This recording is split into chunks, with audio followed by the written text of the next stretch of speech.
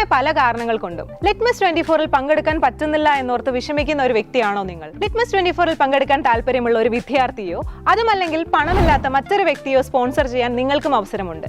essensglobal.com എന്ന വെബ്സൈറ്റിൽ sponsorship ticket എന്ന വിഭാഗത്തിൽ പോയി ഡീറ്റെയിൽസ് ഫില്ല് ചെയ്തോ അതുമല്ലെങ്കിൽ ഇവിടെ കാണുന്ന QR കോഡ് സ്കാൻ ചെയ്തും നിങ്ങൾക്ക് ഈ ഒരു ഉദ്യമത്തിൽ പങ്കാളിയാവാം. കൂടുതൽ വിവരങ്ങൾക്ക് 8714-011-099 എന്ന നമ്പറിൽ കോൺടാക്ട് ചെയ്യാം.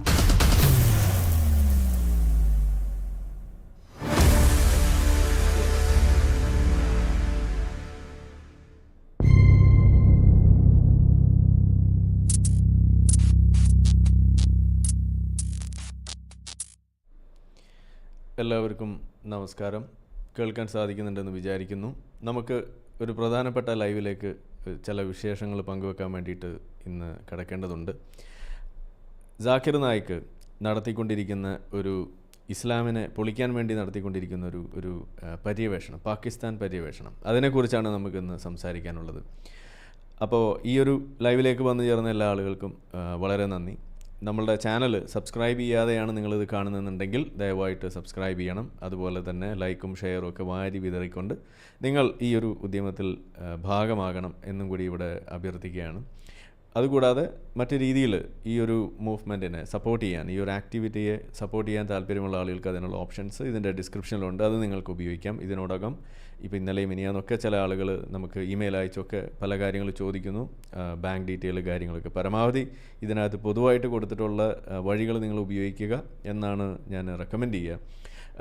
മറ്റുള്ള സംഗതികൾ തരാൻ ബുദ്ധിമുട്ടുണ്ടായിട്ടല്ല, പൊതുവായിട്ടുള്ള രീതികൾ വഴി മുന്നോട്ട് പോകുന്നതാണ് നമ്മളെപ്പോഴും താല്പര്യപ്പെടുന്നത്.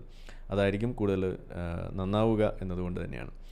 അപ്പോൾ എന്തായാലും നമുക്ക് നേരെ വിഷയത്തിലേക്ക് കടക്കാം. ജാക്കിർ നായിക്ക് എന്ന് പറയുന്ന വ്യക്തിയെ നമുക്കധികം പരിചയപ്പെടുത്തേണ്ട ഒരു ആവശ്യമില്ല, പ്രത്യേകിച്ച് ഒരു ഇന്ത്യക്കാരൻ എന്നുള്ള നിലയ്ക്ക്.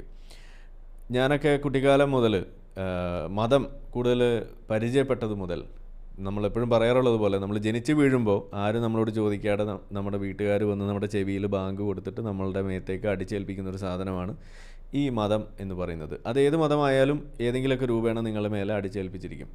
കുട്ടിയായിരിക്കുമ്പോൾ മുതൽ അങ്ങനെയാണ്. അതിനൊക്കെ ശേഷം പിന്നീട് നിങ്ങൾ സ്വയം ചില തീരുമാനങ്ങൾ എടുക്കുന്നു. ഇത് സ്ഫുടം ചെയ്തെടുക്കുന്ന ഒരു അവസ്ഥ വരും. ഞാൻ കൊണ്ടു നടക്കുന്ന മതം അതിങ്ങനെയൊന്നും പോരാ, കുറച്ചും കൂടിയൊക്കെ നല്ല രൂപത്തിൽ വേണം ഇതൊക്കെ കൊണ്ടു നടക്കാൻ, ഇങ്ങനെ ഒരു അഴകുഴമ്പൻ വിശ്വാസിയായിട്ടൊന്നും ജീവിച്ചാൽ പോരാന്നൊക്കെ ചിലപ്പോൾ നിങ്ങൾക്ക് തോന്നുമ്പോൾ നിങ്ങൾ അതിനൊക്കെ വേണ്ടിയിട്ട് ചില വഴികളൊക്കെ കണ്ടെത്തും. അതിൽപ്പെട്ട ഒരു പ്രധാനപ്പെട്ട വഴിയാണ് നല്ല നല്ല പ്രസംഗകരായിട്ടുള്ള ആളുകൾ. അതിപ്പം ഇസ്ലാമിൻ്റെ ആണെങ്കിൽ ഇതുപോലെയുള്ള ജാക്കിർ നായിക്ക്, ഇനി അതല്ല മറ്റേതെങ്കിലും മാമുനിമാരോ അതല്ലെങ്കിൽ വല്ല പള്ളിയിലച്ചന്മാരെയോ ഏത് മതത്തിൻ്റെ ആണെങ്കിലും നിങ്ങൾ അവരെയൊക്കെ തേടി പോകുന്നു, അതിനു വേണ്ടിയിട്ട് ഇറങ്ങിത്തിരിക്കുന്നു. പക്ഷെ അങ്ങനെ പോകുന്ന സമയത്ത് നമ്മൾ തമാശയ്ക്കാണെങ്കിലും പറയാറുള്ളൊരു കാര്യമുണ്ട്. അതായത് ഇപ്പോൾ നിങ്ങളൊരു ഹിന്ദുമത വിശ്വാസിയാണ്, നിങ്ങൾ ഏതെങ്കിലും ഒരു മുനിയെ, ഒരു മഹർഷിയെ അല്ലെങ്കിൽ ഒരു സന്യാസിയെ വല്ലാതെ അങ്ങ് സ്നേഹിക്കുന്നു. അയാൾ പറയുന്നതൊക്കെ അതേപോലെ അനുസരിക്കാൻ വേണ്ടി നിങ്ങൾ തയ്യാറാകുന്നു. അങ്ങനെ നിങ്ങളൊരു ഹിന്ദു തീവ്രവാദിയായി എന്ന് വിചാരിക്കാം. നിങ്ങൾ എവിടെ എത്തി നിൽക്കും എന്ന് ചോദിച്ചു കഴിഞ്ഞാൽ നിങ്ങളെ പിന്നെ നാട്ടുകാർക്കാർക്കും കാണാൻ കിട്ടില്ല. നിങ്ങൾ ഏതെങ്കിലും ഒരു മലകൾക്ക് മുകളിൽ ഒരു സന്യാസിയായിക്കൊണ്ട് ഹിമാലയ സാനുക്കളിൽ അവിടെ പോയി അടയിരിക്കും. ഇതാണ് നിങ്ങളെക്കൊണ്ടുണ്ടാകുന്ന സമൂഹത്തിനുള്ള ഒരു അവസ്ഥ എന്ന് പറയുന്നത്. എന്നുവെച്ചാൽ നിങ്ങൾ അവിടെ പോയി ഒടുങ്ങും, ഇതാണ് ഉണ്ടാവുക. എന്നാൽ ഒരു വ്യക്തി ജീവിതം വെച്ചൊക്കെ നോക്കുമ്പോൾ അതൊരു വലിയ നഷ്ടമായിട്ടൊക്കെ കാണാമെങ്കിലും സമൂഹം മൊത്തത്തിൽ നോക്കുമ്പോൾ അയാളുടെ പാട്ടിന് പോയി, അയാൾ അങ്ങനെ അങ്ങ് പോയി. നമ്മൾ ചില ശ്രീനിവാസൻ്റെ ചില സിനിമയൊക്കെ നിങ്ങൾ കണ്ടിട്ടുണ്ടാവും, അങ്ങ് പുറപ്പെടുന്ന ചില അവസ്ഥകൾ, ചിന്താവിഷ്ടയായ ശ്യാമളാന്നോ അങ്ങനെ കണ്ടൊക്കെയുള്ള സിനിമ നിങ്ങൾ കണ്ടു കാണും. എന്ന് പറഞ്ഞ പോലെയാണ് തീവ്രമായ ഹിന്ദുമത വിശ്വാസമൊക്കെ പിടിച്ചു കഴിഞ്ഞാലൊക്കെ ഉണ്ടാവുക. എന്നാൽ ഇപ്പോൾ ഇസ്ലാമിൻ്റെ ഒരു അവസ്ഥ എന്ന് പറഞ്ഞു കഴിഞ്ഞാൽ, നിങ്ങളൊരു തീവ്ര ഇസ്ലാമിക വിശ്വാസിയായി കഴിഞ്ഞാൽ എന്ത് സംഭവിക്കുമെന്ന് ചോദിച്ചു കഴിഞ്ഞാൽ മൊത്തം പുകയായിരിക്കും എന്നതാണ് അതിൻ്റെ ഒരു ഒറ്റ ഉത്തരം.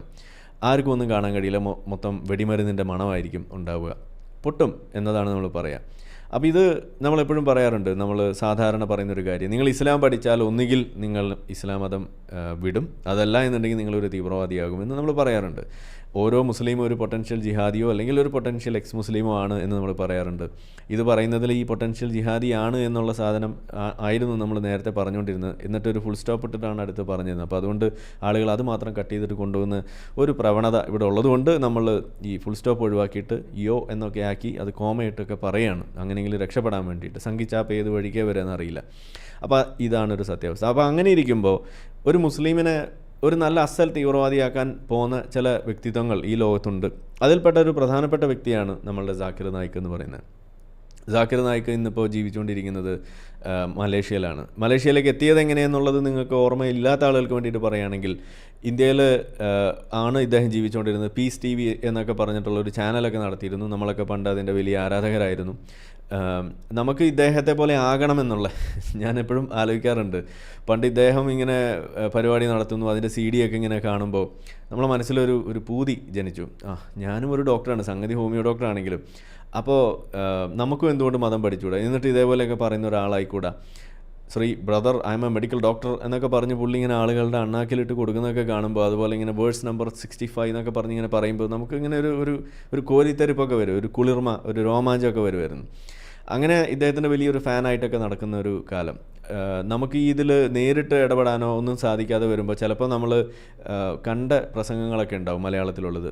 എന്നാലും ആ പ്രസംഗത്തിൻ്റെ ഉറുദു വേർഷനോ അല്ലെങ്കിൽ ഇംഗ്ലീഷ് വേർഷനോ ഒക്കെ കാണുമ്പോൾ ചില പള്ളിയിലൊക്കെ പോകുമ്പോൾ അവിടെ പറയും, ഇങ്ങനെ ജാക്കിർ നായിക്കിൻ്റെയൊക്കെ CD പുറത്ത് വിൽപ്പന ഒരാൾ വന്നിട്ടുണ്ട്, അയാളുടെ കയ്യിൽ നിന്ന് നിങ്ങൾക്ക് CD വാങ്ങിക്കാം എന്നൊക്കെ പറഞ്ഞിട്ട് ചിലപ്പോൾ ഇങ്ങനെ അനൗൺസ് ചെയ്യും. അല്ലെങ്കിൽ അവരുടെ തന്നെ CD, ഇപ്പം നീച്ച് ഓഫ് ട്രൂത്തിൻ്റെയൊക്കെ CD ഉണ്ടാവും. അങ്ങനെയൊക്കെ ഉണ്ടാവുന്ന സമയത്ത് വേറെ ഏതൊക്കെയോ ടീം KNM ഒക്കെ ഉണ്ടാവാറുണ്ട്. അങ്ങനെ വരുന്ന സമയത്ത് നമ്മൾ കേട്ടതായിരിക്കാം, ചിലപ്പോൾ നമുക്ക് ആവശ്യമൊന്നും ഉണ്ടാവില്ലായിരിക്കാം, എന്നാലും ദീനിന് വേണ്ടിയല്ലേ എന്ന് വിചാരിച്ചിട്ട് 50 രൂപയോ 100 രൂപയൊക്കെ കൊടുത്തിട്ട് CD വാങ്ങിക്കും. ഇങ്ങനെയാണ് നമ്മൾ അന്നൊക്കെ ചെയ്തുകൊണ്ടിരുന്നത്. അങ്ങനെയുള്ള എൻ്റെ ഗുരുനാഥനെക്കുറിച്ചാണ് ഞാനിപ്പോൾ ഈ വേണ്ടാദീനൊക്കെ പറയാൻ പോകുന്നതെന്നുള്ളത് ആലോചിക്കുമ്പോൾ എനിക്കൊരു ചെറിയ വിഷമമൊക്കെ ഉണ്ട്. പക്ഷേ എന്ത് ചെയ്യാൻ കഴിയും, സംഗതി എൻ്റെ ഒരു ഗുരുനാഥനാണ്, എൻ്റെ ഒരു ഉസ്താദാണ് എങ്കിൽ പോലും ഇതുപോലെയുള്ള കാര്യങ്ങളൊക്കെ പറയുമ്പോൾ മ്യൂസിക് ഓക്കെ ആണല്ലോ അല്ലേ, ഇങ്ങനെയൊക്കെ പറയേണ്ടി വരുമ്പോൾ എനിക്ക് വലിയ വിഷമമുണ്ട്. എനിക്ക് ഹിദായത്ത് തരാൻ വേണ്ടി പടച്ചോൻ അയച്ചൊരു വ്യക്തിയായിരുന്നു. പക്ഷേ ഇന്ന് അദ്ദേഹത്തിൻ്റെ അവസ്ഥ കാണുമ്പോൾ, അദ്ദേഹം ഇന്ന് ഇസ്ലാമിന് ഇതേപോലെ ഒരു ശവക്കുഴി ഒരു കബർ വെട്ടുന്നൊരു അവസ്ഥയിലേക്ക് കാര്യങ്ങൾ കൊണ്ടെത്തിക്കുന്ന നിലയിലേക്ക് മാറുന്നു എന്നറിയുമ്പോൾ എനിക്ക് വലിയ വിഷമമുണ്ട്. എന്തായാലും മലേഷ്യയിൽ കറങ്ങി നടന്നുകൊണ്ട് പല പണിയും ഒപ്പിച്ചപ്പോൾ അത് വലിയ പ്രശ്നങ്ങൾ ഉണ്ടാക്കുന്നു എന്നൊക്കെ കണ്ട് അദ്ദേഹത്തെ അവിടെ വലിയ തോതിൽ റെസ്ട്രിക്റ്റ് ചെയ്യുന്ന ഒരു അവസ്ഥ വരെ ഉണ്ടായി. നിങ്ങൾ ആലോചിക്കണം, എത്ര കഷ്ടപ്പെട്ടാണ് എൻ്റെ ഉസ്താദ് ഈ പരിപാടിയൊക്കെ നടത്തുന്നത് നിങ്ങളൊന്ന് ആലോചിക്കാം. എന്തായാലും അതിൽ നിന്നൊക്കെ ഒരു മോചനം നേടിക്കൊണ്ട് കുറേ നാളുകൾക്ക് ശേഷം ഇദ്ദേഹം പാകിസ്ഥാനിലേക്ക് വിളിക്കപ്പെട്ടിരിക്കുകയാണ്. അവിടെ വന്നുകൊണ്ട് പ്രകടനം അങ്ങ് കാഴ്ചവെക്കുകയാണ്. അതിൻ്റെ വിശേഷങ്ങളാണ് നമുക്കിന്നിവിടെ പറയാനുള്ളത്. ഇപ്പോൾ ഒരു ചെറിയൊരു ആശ്വാസമുണ്ട് ആ വിഷമം അങ്ങ് പങ്കുവെച്ചപ്പോൾ. ഏതായാലും ഇങ്ങേര് പാകിസ്ഥാനിൽ വന്നതിന് ശേഷം ഇൻ്റർനെറ്റിൽ തുറന്നു കഴിഞ്ഞാൽ മൊത്തം ട്രോൾ മഴയാണ്. പ്രത്യേകിച്ച് നമ്മളുടെ X ആപ്പിൽ പണ്ടാരും അങ്ങനെ ഒരു പ്രത്യേക ഒരു പേരും മര്യാദയ്ക്ക് ട്വിറ്റർ എന്ന് പറഞ്ഞുകൊണ്ടിരുന്നതായിരുന്നു. എന്തായാലും X ആപ്പ് ബ്രാക്കറ്റിൽ ഫോർമർലി ട്വിറ്റർ എന്ന് എഴുതേണ്ട ഒരു ഗതികേടാണ് നമ്മൾ ഈലോൺ മസ്ക് ഉണ്ടാക്കി വെച്ചിരിക്കുന്നത്. മര്യാദയ്ക്ക് പറയാൻ പറ്റുന്ന പോലെ ഒരു വാക്കായിരുന്നെങ്കിൽ, പേരായിരുന്നെങ്കിൽ എന്ത് സുഖമുണ്ട്. അബ്ദുള്ള എന്നൊക്കെ പറയുന്ന പോലെ, മുഹമ്മദ് എന്നൊക്കെ പറയുന്ന പോലെ എത്ര എളുപ്പമുണ്ടാവും. എന്തായാലും പടച്ചോൻ കാക്കട്ടെ. അപ്പോൾ അങ്ങനെ ഈ യാത്രയുമായി ബന്ധപ്പെട്ടിട്ടുള്ള ട്രോളുകൾ അങ്ങ് നിറയുകയാണ് ഇതുപോലുള്ള സാമൂഹിക മാധ്യമങ്ങളിൽ, പ്രത്യേകിച്ച് നമ്മളുടെ X ആപ്പ് അഥവാ ട്വിറ്ററിൽ. അതിൽ ചില രസകരമായിട്ടുള്ള സാധനങ്ങളൊക്കെ ഉണ്ട്. അപ്പോൾ അതിൽ ഒരു ഉദാഹരണമാണ് ഇവിടെ കാണുന്നത്. എങ്ങനെയാണ് ആളുകളെ ഇങ്ങനെ ഇസ്ലാമിലേക്ക് ക്ഷണിക്കുന്നത്, ഹൂറികളെ കാണിച്ചിട്ട് ഇസ്ലാമിലേക്ക് ആളുകളെ ക്ഷണിക്കുന്ന കാഴ്ച. അതുകൂടാതെ ഇദ്ദേഹം വന്ന് ഇറങ്ങിയപ്പോൾ ഇദ്ദേഹത്തിൻ്റെ ലഗേജ് കൂടി എന്ന് പറഞ്ഞിട്ട് പാകിസ്ഥാൻ എയർലൈൻസ് ഇദ്ദേഹത്തിൻ്റെ കയ്യിൽ നിന്ന് എക്സ്ട്രാ കാശ് വാങ്ങിച്ചപ്പോൾ എന്നോട് ഇന്ത്യക്കാർ പോലും ഇങ്ങനെ കാണിച്ചിട്ടില്ല, സംഘികൾ പോലും എന്നോട് ഇങ്ങനെ കാണിച്ചിട്ടില്ല. നിങ്ങൾ പാകിസ്ഥാൻകാർ ഇന്ത്യക്കാരെ കണ്ടുപഠിക്കുന്നൊക്കെ അവിടെ പോയിട്ട് വിളമ്പിയതൊക്കെ കണ്ടു. എന്തായാലും വലിയ തമാശയായിട്ട് മാറിയിരിക്കും. അദ്ദേഹത്തിൻ്റെ ലഗേജ് ഏതാണ്ട് ഇത്രത്തോളം പേരും പിഴിഞ്ഞെടുത്തപ്പോൾ എന്നാണ് നാസ റിപ്പോർട്ട് ചെയ്തിരിക്കുന്നത്. നാസ റിപ്പോർട്ട് ചെയ്യാത്തൊരു കാര്യം നമ്മൾ പറയാറില്ല, നിങ്ങൾക്ക് അറിയാലോ. അപ്പോൾ ഇതാണ് അവിടുത്തെ ഒരു തമാശകളായിട്ട് അവിടെ നടന്നുകൊണ്ടിരിക്കുന്നത്. ഇതിൻ്റെ ഇടയിലാണ് നമ്മൾ ഇദ്ദേഹത്തിൻ്റെ ചരിത്രം അവിടെ ഒന്ന് പരാമർശിക്കേണ്ടതായിട്ട് വരുന്നത്. എന്തുകൊണ്ട് ഇന്ത്യ വിട്ടു പോകേണ്ടി വന്നു? ധാക്ക സ്ഫോടനം ഉണ്ടായപ്പോൾ അതിന് നേതൃത്വം കൊടുത്ത വ്യക്തികളെ ചോദ്യമൊക്കെ ചെയ്ത സമയത്ത് അവർ ആ സ്ഫോടനത്തിന് പിന്നിൽ പ്രവർത്തിച്ചിരുന്നത് അൽ ഖ്വയ്ദയുമൊക്കെ ആയിട്ട് ബന്ധമുള്ള ഒരു തീവ്രവാദ ഒരു സംഘടന തന്നെയായിരുന്നു അതിൻ്റെ പിന്നിലുണ്ടായിരുന്നത്. എന്നാൽ അവരെ ചോദ്യം ചെയ്ത സമയത്ത് അവർ സ്പെസിഫിക് ആയിട്ട് പറഞ്ഞൊരു വ്യക്തിയുടെ പേരാണ് നമ്മളുടെ ജാക്കിർ നായിക്. ജാക്കിർ നായിക്കിൻ്റെ പ്രസംഗങ്ങൾ ഞങ്ങൾക്ക് വലിയ പ്രചോദനമേകി എന്നാണ് അവർ മൊഴി നൽകിയത്. അതിൻ്റെയൊക്കെ ഭാഗമായിക്കൊണ്ട് മോദി സർക്കാർ ഇവിടെ ഭരിച്ചുകൊണ്ടിരിക്കുന്ന സമയത്താണ് ഇദ്ദേഹത്തിനെതിരെയുള്ള ആ ഒരു ക്രാക്ക് ഡൗൺ ഇവിടെ തുടങ്ങുകയും പീസ് TV, പീസ് ചാനൽ ഇമാതിരി സാധനം അവർ നടത്തിക്കൊണ്ടിരുന്ന കള്ളക്കടത്ത് പോലെയുള്ള, അതായത് മണി ലോണ്ടറിങ് അടക്കമുള്ള കാര്യങ്ങളൊക്കെ നിരീക്ഷിക്കുകയും അതിൻ്റെ പേരിൽ അത് അടച്ചുപൂട്ടുന്ന അവസ്ഥ ഉണ്ടാവുകയും അങ്ങനെ അവസാനം ഇയാൾക്ക് നാട് വിടേണ്ടി വന്നു. ഇതാണ് അവിടെ ഉണ്ടായത്. അങ്ങനെ അദ്ദേഹം ഒരു ഇസ്ലാമിക രാജ്യത്തേക്ക് നാട് കടത്തപ്പെടുന്നു, അല്ലെങ്കിൽ നാട് ഹിജറ പോകുന്നു. നമ്മളങ്ങനെയാണല്ലോ പറയാറ്, നിങ്ങൾക്ക് ഒരു രാജ്യത്ത് ഒരു സ്ഥലത്ത് ജീവിക്കാൻ കഴിഞ്ഞില്ല എന്നുണ്ടെങ്കിൽ മുഹമ്മദ് നബി ചെയ്ത് കാണിച്ച പോലെ പാകിസ്ഥാനിലേക്ക് പോടാ എന്ന് പറയുന്ന സാധനത്തിൻ്റെ വേറൊരു വേർഷൻ, നിങ്ങൾ മലേഷ്യയിലേക്ക് പോടാ എന്ന ഒരു പറഞ്ഞ രീതിയിൽ. ഇദ്ദേഹം എന്തായാലും പാകിസ്ഥാനിലേക്ക് പോയില്ല. എന്തുകൊണ്ട് പോയില്ല എന്ന് എനിക്ക് മനസ്സിലായില്ല. എന്തായാലും പോയത് മലേഷ്യയിലേക്കാണ്. ഇച്ചിരി ആർഭാടമൊക്കെ ആരാണ് ആഗ്രഹിക്കാത്തത്? എന്താണ് ഈ നഗരത്തിനെ പറ്റിയെന്നൊക്കെ ചോദിക്കുന്ന പോലെ ഇദ്ദേഹവും ഉണ്ടാവില്ല, ഒരു മനുഷ്യനല്ലേ പുള്ളേ. അപ്പോൾ അദ്ദേഹം പോയത് പാകിസ്ഥാനിലേക്കല്ല, നമ്മളുടെ ബംഗ്ലാദേശിലേക്കും അല്ല, പോയത് മലേഷ്യയിലേക്കാണ്. അവിടെ സുഖലോലുപനായിട്ട് അവിടെ ജീവിക്കുന്ന ഒരവസ്ഥ. അപ്പോൾ അന്നൊക്കെ നമ്മളിങ്ങനെ ആലോചിക്കാറുണ്ട്, എന്തായിരിക്കും എന്നാലും ഇന്ത്യക്ക് ഇത് പ്രഷറൈസ് ചെയ്തിട്ട് ഒരു ഇൻ്റർനാഷണൽ മലേഷ്യയൊക്കെ ഒറ്റപ്പെടുത്തിക്കൊണ്ട്, മലേഷ്യയുടെ പ്രസിഡന്റ്, പ്രൈം മിനിസ്റ്റർ അതുപോലെയുള്ള ആളുകളൊക്കെ ഇന്ത്യയിൽ ഇതിനൊക്കെ ശേഷം പലതവണ വന്നു പോയി. അപ്പോഴൊന്നും ഇതിനെക്കുറിച്ചൊന്നും മിണ്ടുന്നൊന്നും നമ്മൾ കാണുന്നില്ല. അപ്പോൾ ഞാനിങ്ങനെ ആലോചിക്കാറുണ്ട്, എന്തുകൊണ്ടായിരിക്കും ഇന്ത്യ പ്രഷറൈസ് ചെയ്തിട്ട് ഈ ജാക്കിർ നായിക്കിനെ വിട്ടുകിട്ടാൻ വേണ്ടിയിട്ട് ഒരു പണിയെടുക്കാത്തത് എന്ന് അന്നൊക്കെ ഇങ്ങനെ ആലോചിക്കുമ്പോൾ നമുക്ക് ഉത്തരം കിട്ടാറുന്നില്ല. മോദി എന്താ സത്യത്തിൽ ഉദ്ദേശിക്കുന്നത് പിടിയിട്ടുണ്ടായില്ല. BJPയുടെ ശരിക്കും ഈ വേട്ട ഒക്കെ ഉദ്ദേശിച്ചിട്ടുണ്ടെങ്കിൽ ഇതൊക്കെ എന്നോ ചെയ്യാവുന്ന കാര്യമല്ലേ ഉള്ളൂ എന്നൊക്കെ ഇങ്ങനെ ആലോചിക്കും. ഇന്നാണ് അതിൻ്റെ ഒരു ഉത്തരം പിടികിട്ടിയത്. അതായത് ഇങ്ങേര് കുറച്ചും കൂടി പ്രകടനമൊക്കെ നടത്താനുണ്ട്. ഇപ്പം നമ്മളുടെ MM അക്ബറയോ അല്ലെങ്കിൽ നമ്മൾ മുജാഹിദ് ബാലുശ്ശേരിയൊക്കെ ഇറക്കി വിട്ട് കഴിഞ്ഞാൽ കൂടിപ്പോയ ബാലുശ്ശേരി അങ്ങാടി, അതിൻ്റെ അപ്പുറത്തേക്ക് പോയി കഴിഞ്ഞാൽ നമ്മളെ കോഴിക്കോട് അങ്ങാടി. ഇതിനപ്പുറത്തേക്ക് ഇവർക്ക് വലിയ ഇളക്കം മറിക്കലൊന്നും ഉണ്ടാക്കാനൊന്നും ഇന്ന് സാധിക്കുന്നില്ല എന്ന് മാത്രമല്ല, ഇന്ന് മുജാഹിദ് ബാലുശ്ശേരി പറഞ്ഞ കാര്യമൊക്കെ നമ്മൾ എടുത്തു വെച്ച് പറയുമ്പോൾ മുജാഹിദ് ബാലുശ്ശേരി ഒരു നല്ല പണ്ഡിതനാണെന്ന് ഞങ്ങൾ അംഗീകരിക്കുന്നില്ല എന്ന് പറയുന്ന വിശ്വാസികൾ പറയുന്ന അവസ്ഥയിലേക്ക് വന്നു. MM അക്ബറെ കുറിച്ച് പറഞ്ഞു കഴിയുമ്പോൾ അവരും ഏതാണ്ട് അതൊക്കെ തന്നെയാണ് പറയുന്നത്. MM അക്ബർ അല്ലല്ലോ ഇസ്ലാം, അവസാന വാക്ക് MM അക്ബർ ഒന്നും അല്ലല്ലോ എന്ന് പറയുന്ന നിലയിലേക്ക് നമ്മളെ കോയമാർ എത്തിക്കഴിഞ്ഞു. നമ്മളെ കോയ കോളിങ്ങിലൂടെ സ്ഥിരം കേൾക്കുന്നൊരു കാര്യമാണ്. MM അക്ബർ പറഞ്ഞോട്ടെ അതിനെന്താ, ജാക്കിർ നമ്മളുടെ മുജാഹിദ് ബാലുശ്ശേരി പറഞ്ഞോട്ടെ അതിനെന്താ എന്നാണ് ചോദിച്ചുകൊണ്ടിരുന്നത്. എന്നാൽ ജാക്കിർ നായിക്ക് അങ്ങനെയല്ല. ഇതിന് മുന്നേ ഉണ്ടായിരുന്ന ഒരു ദീദാത്ത് എന്ന് പറയുന്ന ഒരാൾ, പിന്നെ യൂസുഫ് എസ്റ്റസ് എന്ന് പറയുന്ന ആൾ, അങ്ങനെ കുറേ താടി നിറച്ച കുറേ ടീം ഉണ്ടായിരുന്നു. നമ്മളൊക്കെ ഇതിലേക്ക് വരുന്ന സമയത്തുണ്ടായിരുന്നു. ഇന്നത്തെ ആളുകളുടെ ഫേവറേറ്റ് എന്നൊക്കെ പറയുന്നത് നുഅ്മാൻ അലി, അതുപോലെ കുറച്ച് ഹംസ സോഴ്സിസ്, പിന്നെ നമ്മൾ മുഹമ്മദ് ഹിജാബ്, അലി ദാവ വരുന്നുണ്ട്. അങ്ങനെ കുറേ ആളുകളൊക്കെയാണ് ഇന്നത്തെ ആളുകളുടെ ഫേവറേറ്റ് എന്നൊക്കെ പറയുന്നത്. ഇതിൽ നുഅ്മാൻ അലിയൊക്കെ വലിയ പ്രശ്നക്കാരൻ എന്നുള്ള രീതിയിലേക്ക് ചില സ്കാൻഡൽസിലൊക്കെ പെട്ട് ചാറ്റുകളൊക്കെ പുറത്തായി, ലീക്കായി, ആളുടെ തനി ഗുണമൊക്കെ നാട്ടുകാരെ അറിയുന്ന അവസ്ഥയിലൊക്കെ വന്നിട്ടുണ്ട്. ഇത് പകലൊന്നും രാത്രി വേറൊന്നും ചെയ്യുന്നതിൻ്റെ കുഴപ്പമാണ്. അങ്ങനെയൊക്കെ അവസ്ഥയിലേക്ക് വരെ എത്തി. എന്തായാലും ഈ താടി നിറച്ച കുറേ ആളുകൾ ഇതേപോലെ വന്നു പോയിട്ടുള്ളതിൽ ഒരു പ്രധാനപ്പെട്ട വ്യക്തിയാണ് ഈ ജാക്കിർ നായിക്ക്. ദീദാത്തിൻ്റെയൊക്കെ ഒരു ഫോളോവറായിട്ട് വന്ന് വലിയ തോതിൽ ആളുകളെ മൊബിലൈസ് ചെയ്ത് ഇതുപോലെ ഈ ദഅവ പ്രവർത്തനത്തിന് വേണ്ടിയിട്ട് വന്നിട്ടുള്ള ഒരാളാണ് നമ്മളുടെ ജാക്കിർ നായിക്ക്. ഈ ജാക്കിർ നായിക്കിനെ അന്ന് വേട്ടയാടിയ സമയത്തും നമ്മൾ ചിന്തിച്ചത് ഇത് തന്നെയാണ്, എന്തുകൊണ്ട് പൂട്ടുന്നില്ല എന്നതാണ്. അപ്പോൾ ഇന്നിപ്പോൾ നമുക്ക് മനസ്സിലാവുന്നത്, ഇങ്ങനെ അഴിച്ചുവിട്ടതുകൊണ്ട് ഇൻ്റർനാഷണൽ അരീനയിൽ കറങ്ങി നടന്നിട്ട് ഇങ്ങനെ ഉണ്ടാക്കുന്ന ഈ പൊല്ലാപ്പ് കൊണ്ട് സത്യത്തിൽ എന്തുകൊണ്ട് ഇന്ത്യ ഇദ്ദേഹത്തെ വേട്ടയാടിയെന്ന് നാട്ടുകാർക്ക് മനസ്സിലാകാൻ ഇവിടെ ഒരവസരമായി എന്നതാണ് സത്യത്തിൽ ഇവിടെ നമുക്ക് മനസ്സിലാവുന്നത്. ആ ലെവലിലേക്കാണ് കാര്യങ്ങൾ ഇവിടെ എത്തി നിൽക്കുന്നത് എന്നാണ് നമുക്ക് മനസ്സിലാവുന്നത്. അപ്പോൾ എന്തായാലും എന്തൊക്കെയാണ് അതിനു വേണ്ടിയിട്ട് ഇദ്ദേഹം പറഞ്ഞു വെക്കുന്നത്, എങ്ങനെയാണ് ആളുകൾക്ക് മനസ്സിലാവുന്നത്, എന്തായിരിക്കും അങ്ങനെ മനസ്സിലാവുന്ന മുറയ്ക്ക് ഇപ്പോൾ പാകിസ്ഥാനിലുള്ള ആളുകളൊക്കെ പറയുക, ഇന്ത്യ എങ്ങനെയായിരിക്കും ഈ വിഷയത്തിൽ ജാക്കിർ നായിക്കിനെ പൂട്ടാൻ വേണ്ടിയിട്ട് മോദി ഗവൺമെൻറ് എടുത്ത നിലപാടുകളെ ഒരു പാകിസ്ഥാനി എങ്ങനെയായിരിക്കും വിലയിരുത്തുക എന്നൊക്കെ ഉള്ളത് നമുക്ക് അവസാനം കാണാം. അപ്പോൾ ഏതായാലും ഈ ധാക്ക സ്ഫോടനം മാത്രമല്ല, അതിനുശേഷം ഇന്ത്യയിൽ തന്നെ പല സ്ഥലങ്ങളിലായിട്ട് അറസ്റ്റ് ചെയ്യപ്പെട്ട ഐസിസുമായി ബന്ധപ്പെട്ടിട്ട് നടത്തിയ പല അറസ്റ്റുകളിലും പിടിക്കപ്പെട്ട ആളുകൾ ഒരേപോലെ എടുത്തു പറഞ്ഞിട്ടുള്ളൊരു പേര് ഈ ജാക്കിർ നായിക്കിൻ്റെ പേരാണ്.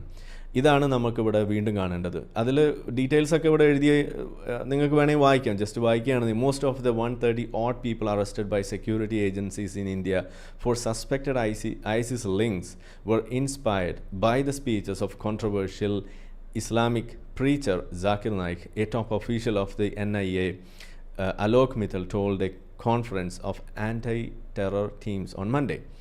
Mittal said security agencies had arrested 127 people from different parts of the country in recent years due to ISIS links. The largest number of people were arrested from Tamil Nadu, Uttar Pradesh and Kerala. Then Telangana, Maharashtra, Karnataka, Delhi. The other states were from ISIS. Suspects have been arrested at Uttarakhand, Bengal, Jammu and Kashmir, Rajasthan, Gujarat, Bihar and Madhya Pradesh. ഈ എല്ലാ സ്ഥലങ്ങളിൽ നിന്നും arrest ചെയ്ത ആളുകൾ ഒരേപോലെ പറഞ്ഞ പേര് ജാക്കിർ നായിക്കിൻ്റെ പേര്. ഇതാണ് ഈ ജാക്കിർ നായിക്കിൻ്റെ പ്രത്യേകത എന്ന് പറയുന്നത്. ഇനിയൊക്കെ പോട്ടെ, നമ്മുടെ നാട്ടിൽ ഒരു ട്രെയിനിൽ തീവെപ്പ് ഉണ്ടായതിനെക്കുറിച്ച് നിങ്ങൾ ഓർക്കുന്നുണ്ടാവും. എലത്തൂർ ഭാഗത്തുണ്ടായിട്ടുള്ളൊരു തീവെപ്പാണ്. ഇത് റിപ്പോർട്ട് ചെയ്തിരിക്കുന്നത് സിയാസത്ത് ഡെയിലിയാണ് കേട്ടോ. അതുകൊണ്ട് നിങ്ങൾ തെറ്റിദ്ധരിക്കേണ്ട, നമ്മൾ ഇന്ത്യൻ ഏതെങ്കിലും ന്യൂസ് സംഘി ചാനലാണെന്ന് തെറ്റിദ്ധരിക്കേണ്ട. അപ്പോൾ അതിൽ അവർ റിപ്പോർട്ട് ചെയ്തു, Kerala train fire accused inspired by Zakir Naik claims and NIA. അന്നും NIA പറഞ്ഞ സംഗതി ഇതാണ്. നമ്മുടെ നാട്ടിൽ ഇതെവിടെയെങ്കിലും ചർച്ചയായതായിട്ട് നിങ്ങൾ ഓർക്കുന്നുണ്ടോ? ചർച്ചയായിട്ടില്ല. നമ്മൾ പോലുള്ള കുറച്ച് ആളുകളൊക്കെ പറഞ്ഞു എന്നതിനപ്പുറത്തേക്ക് ഇവിടുത്തെ മാധ്യമങ്ങൾ ഒരെണ്ണം പോലും ഇത് റിപ്പോർട്ട് ചെയ്തില്ല. എൻ്റെ സ്വന്തം ജനൻ TV പോലും പറഞ്ഞിട്ടില്ല. മ്യൂസിക് അവിടെ എൻ്റെ സ്വന്തം ജനൻ TV പോലും അത് പറഞ്ഞിട്ടില്ല. ദണ്ണമുണ്ട് ദണ്ണം. ഞാൻ അവരോട് ആവുന്നത് പറഞ്ഞു, നിങ്ങളൊന്ന് ചർച്ച ചെയ്യും. ഇതൊക്കെയാണ് ഇതിലെ യഥാർത്ഥ വിഷയങ്ങൾ. എങ്ങനെയാണ് ഈ തീ വെച്ചവൻ്റെ പിന്നിൽ പ്രവർത്തിക്കുന്ന ആൾ കാര്യങ്ങൾ ചെയ്യിപ്പിക്കുന്നത്? ആരാണ് ഇയാളുടെ പിന്നിലുണ്ടായിരുന്നത്? ജാക്കിർ നായിക് അല്ല കേട്ടോ. ജാക്കിർ നായിക്കിൻ്റെ പിന്നിൽ ഒരാളുണ്ട്. അത് നമ്മളെ സാക്ഷാൽ മുഹമ്മദ് നബി സല്ലല്ലാഹു അലൈഹി വസല്ലമാണ് എന്ന് നമ്മൾ പറയേണ്ടി വരുന്ന അവിടെയാണ്. ഇങ്ങനെയുള്ള ആളുകൾ മതം പഠിപ്പിക്കുന്നതിൻ്റെ ഭാഗമായിട്ട് അവർ ഉയർത്തിവെക്കുന്ന ആ മത അധ്യാപനം അത് ശിരസിൽ കയറ്റി കഴിയുമ്പോൾ, എന്ന് വെച്ചാൽ ശിരസാ വഹിച്ച് കഴിയുമ്പോൾ ഉണ്ടാകുന്ന ഒരു കൊണവധികാരമാണ് നമ്മളിപ്പോൾ ഇവിടെ കണ്ടുകൊണ്ടിരിക്കുന്നത്. ഇതാണ് നമുക്കവിടെ പറയാനുള്ളത്. Music ready. അപ്പോൾ ഏതായാലും അന്ന് എന്താ ഇതിൽ സംഭവിച്ചത് അതും കൂടി പറഞ്ഞു തരണമല്ലോ. എങ്ങനെയാണ് ഇയാൾ ഇതിനകത്ത് ഇൻസ്പയർഡ് ആയത്? നമ്മളുടെ ഈ പറയുന്ന ചങ്ങാതി എന്താണ്, ആളുടെ പേര് എന്താണ്, ഒരു ഷാഫി എന്നോ അങ്ങനെ കണ്ടിരുന്ന ആളുടെ പേര് സൈഫി എന്നാണ് ആളുടെ പേര്. ഈ ഷാരൂഖ് സൈഫി എന്ന് പറയുന്ന ഈ ചങ്ങാതി, ഈ തീ വെച്ച ചങ്ങാതി, ഇവൻ വലിയ തോതിൽ പോൺ അഡിക്റ്റായിരുന്നു.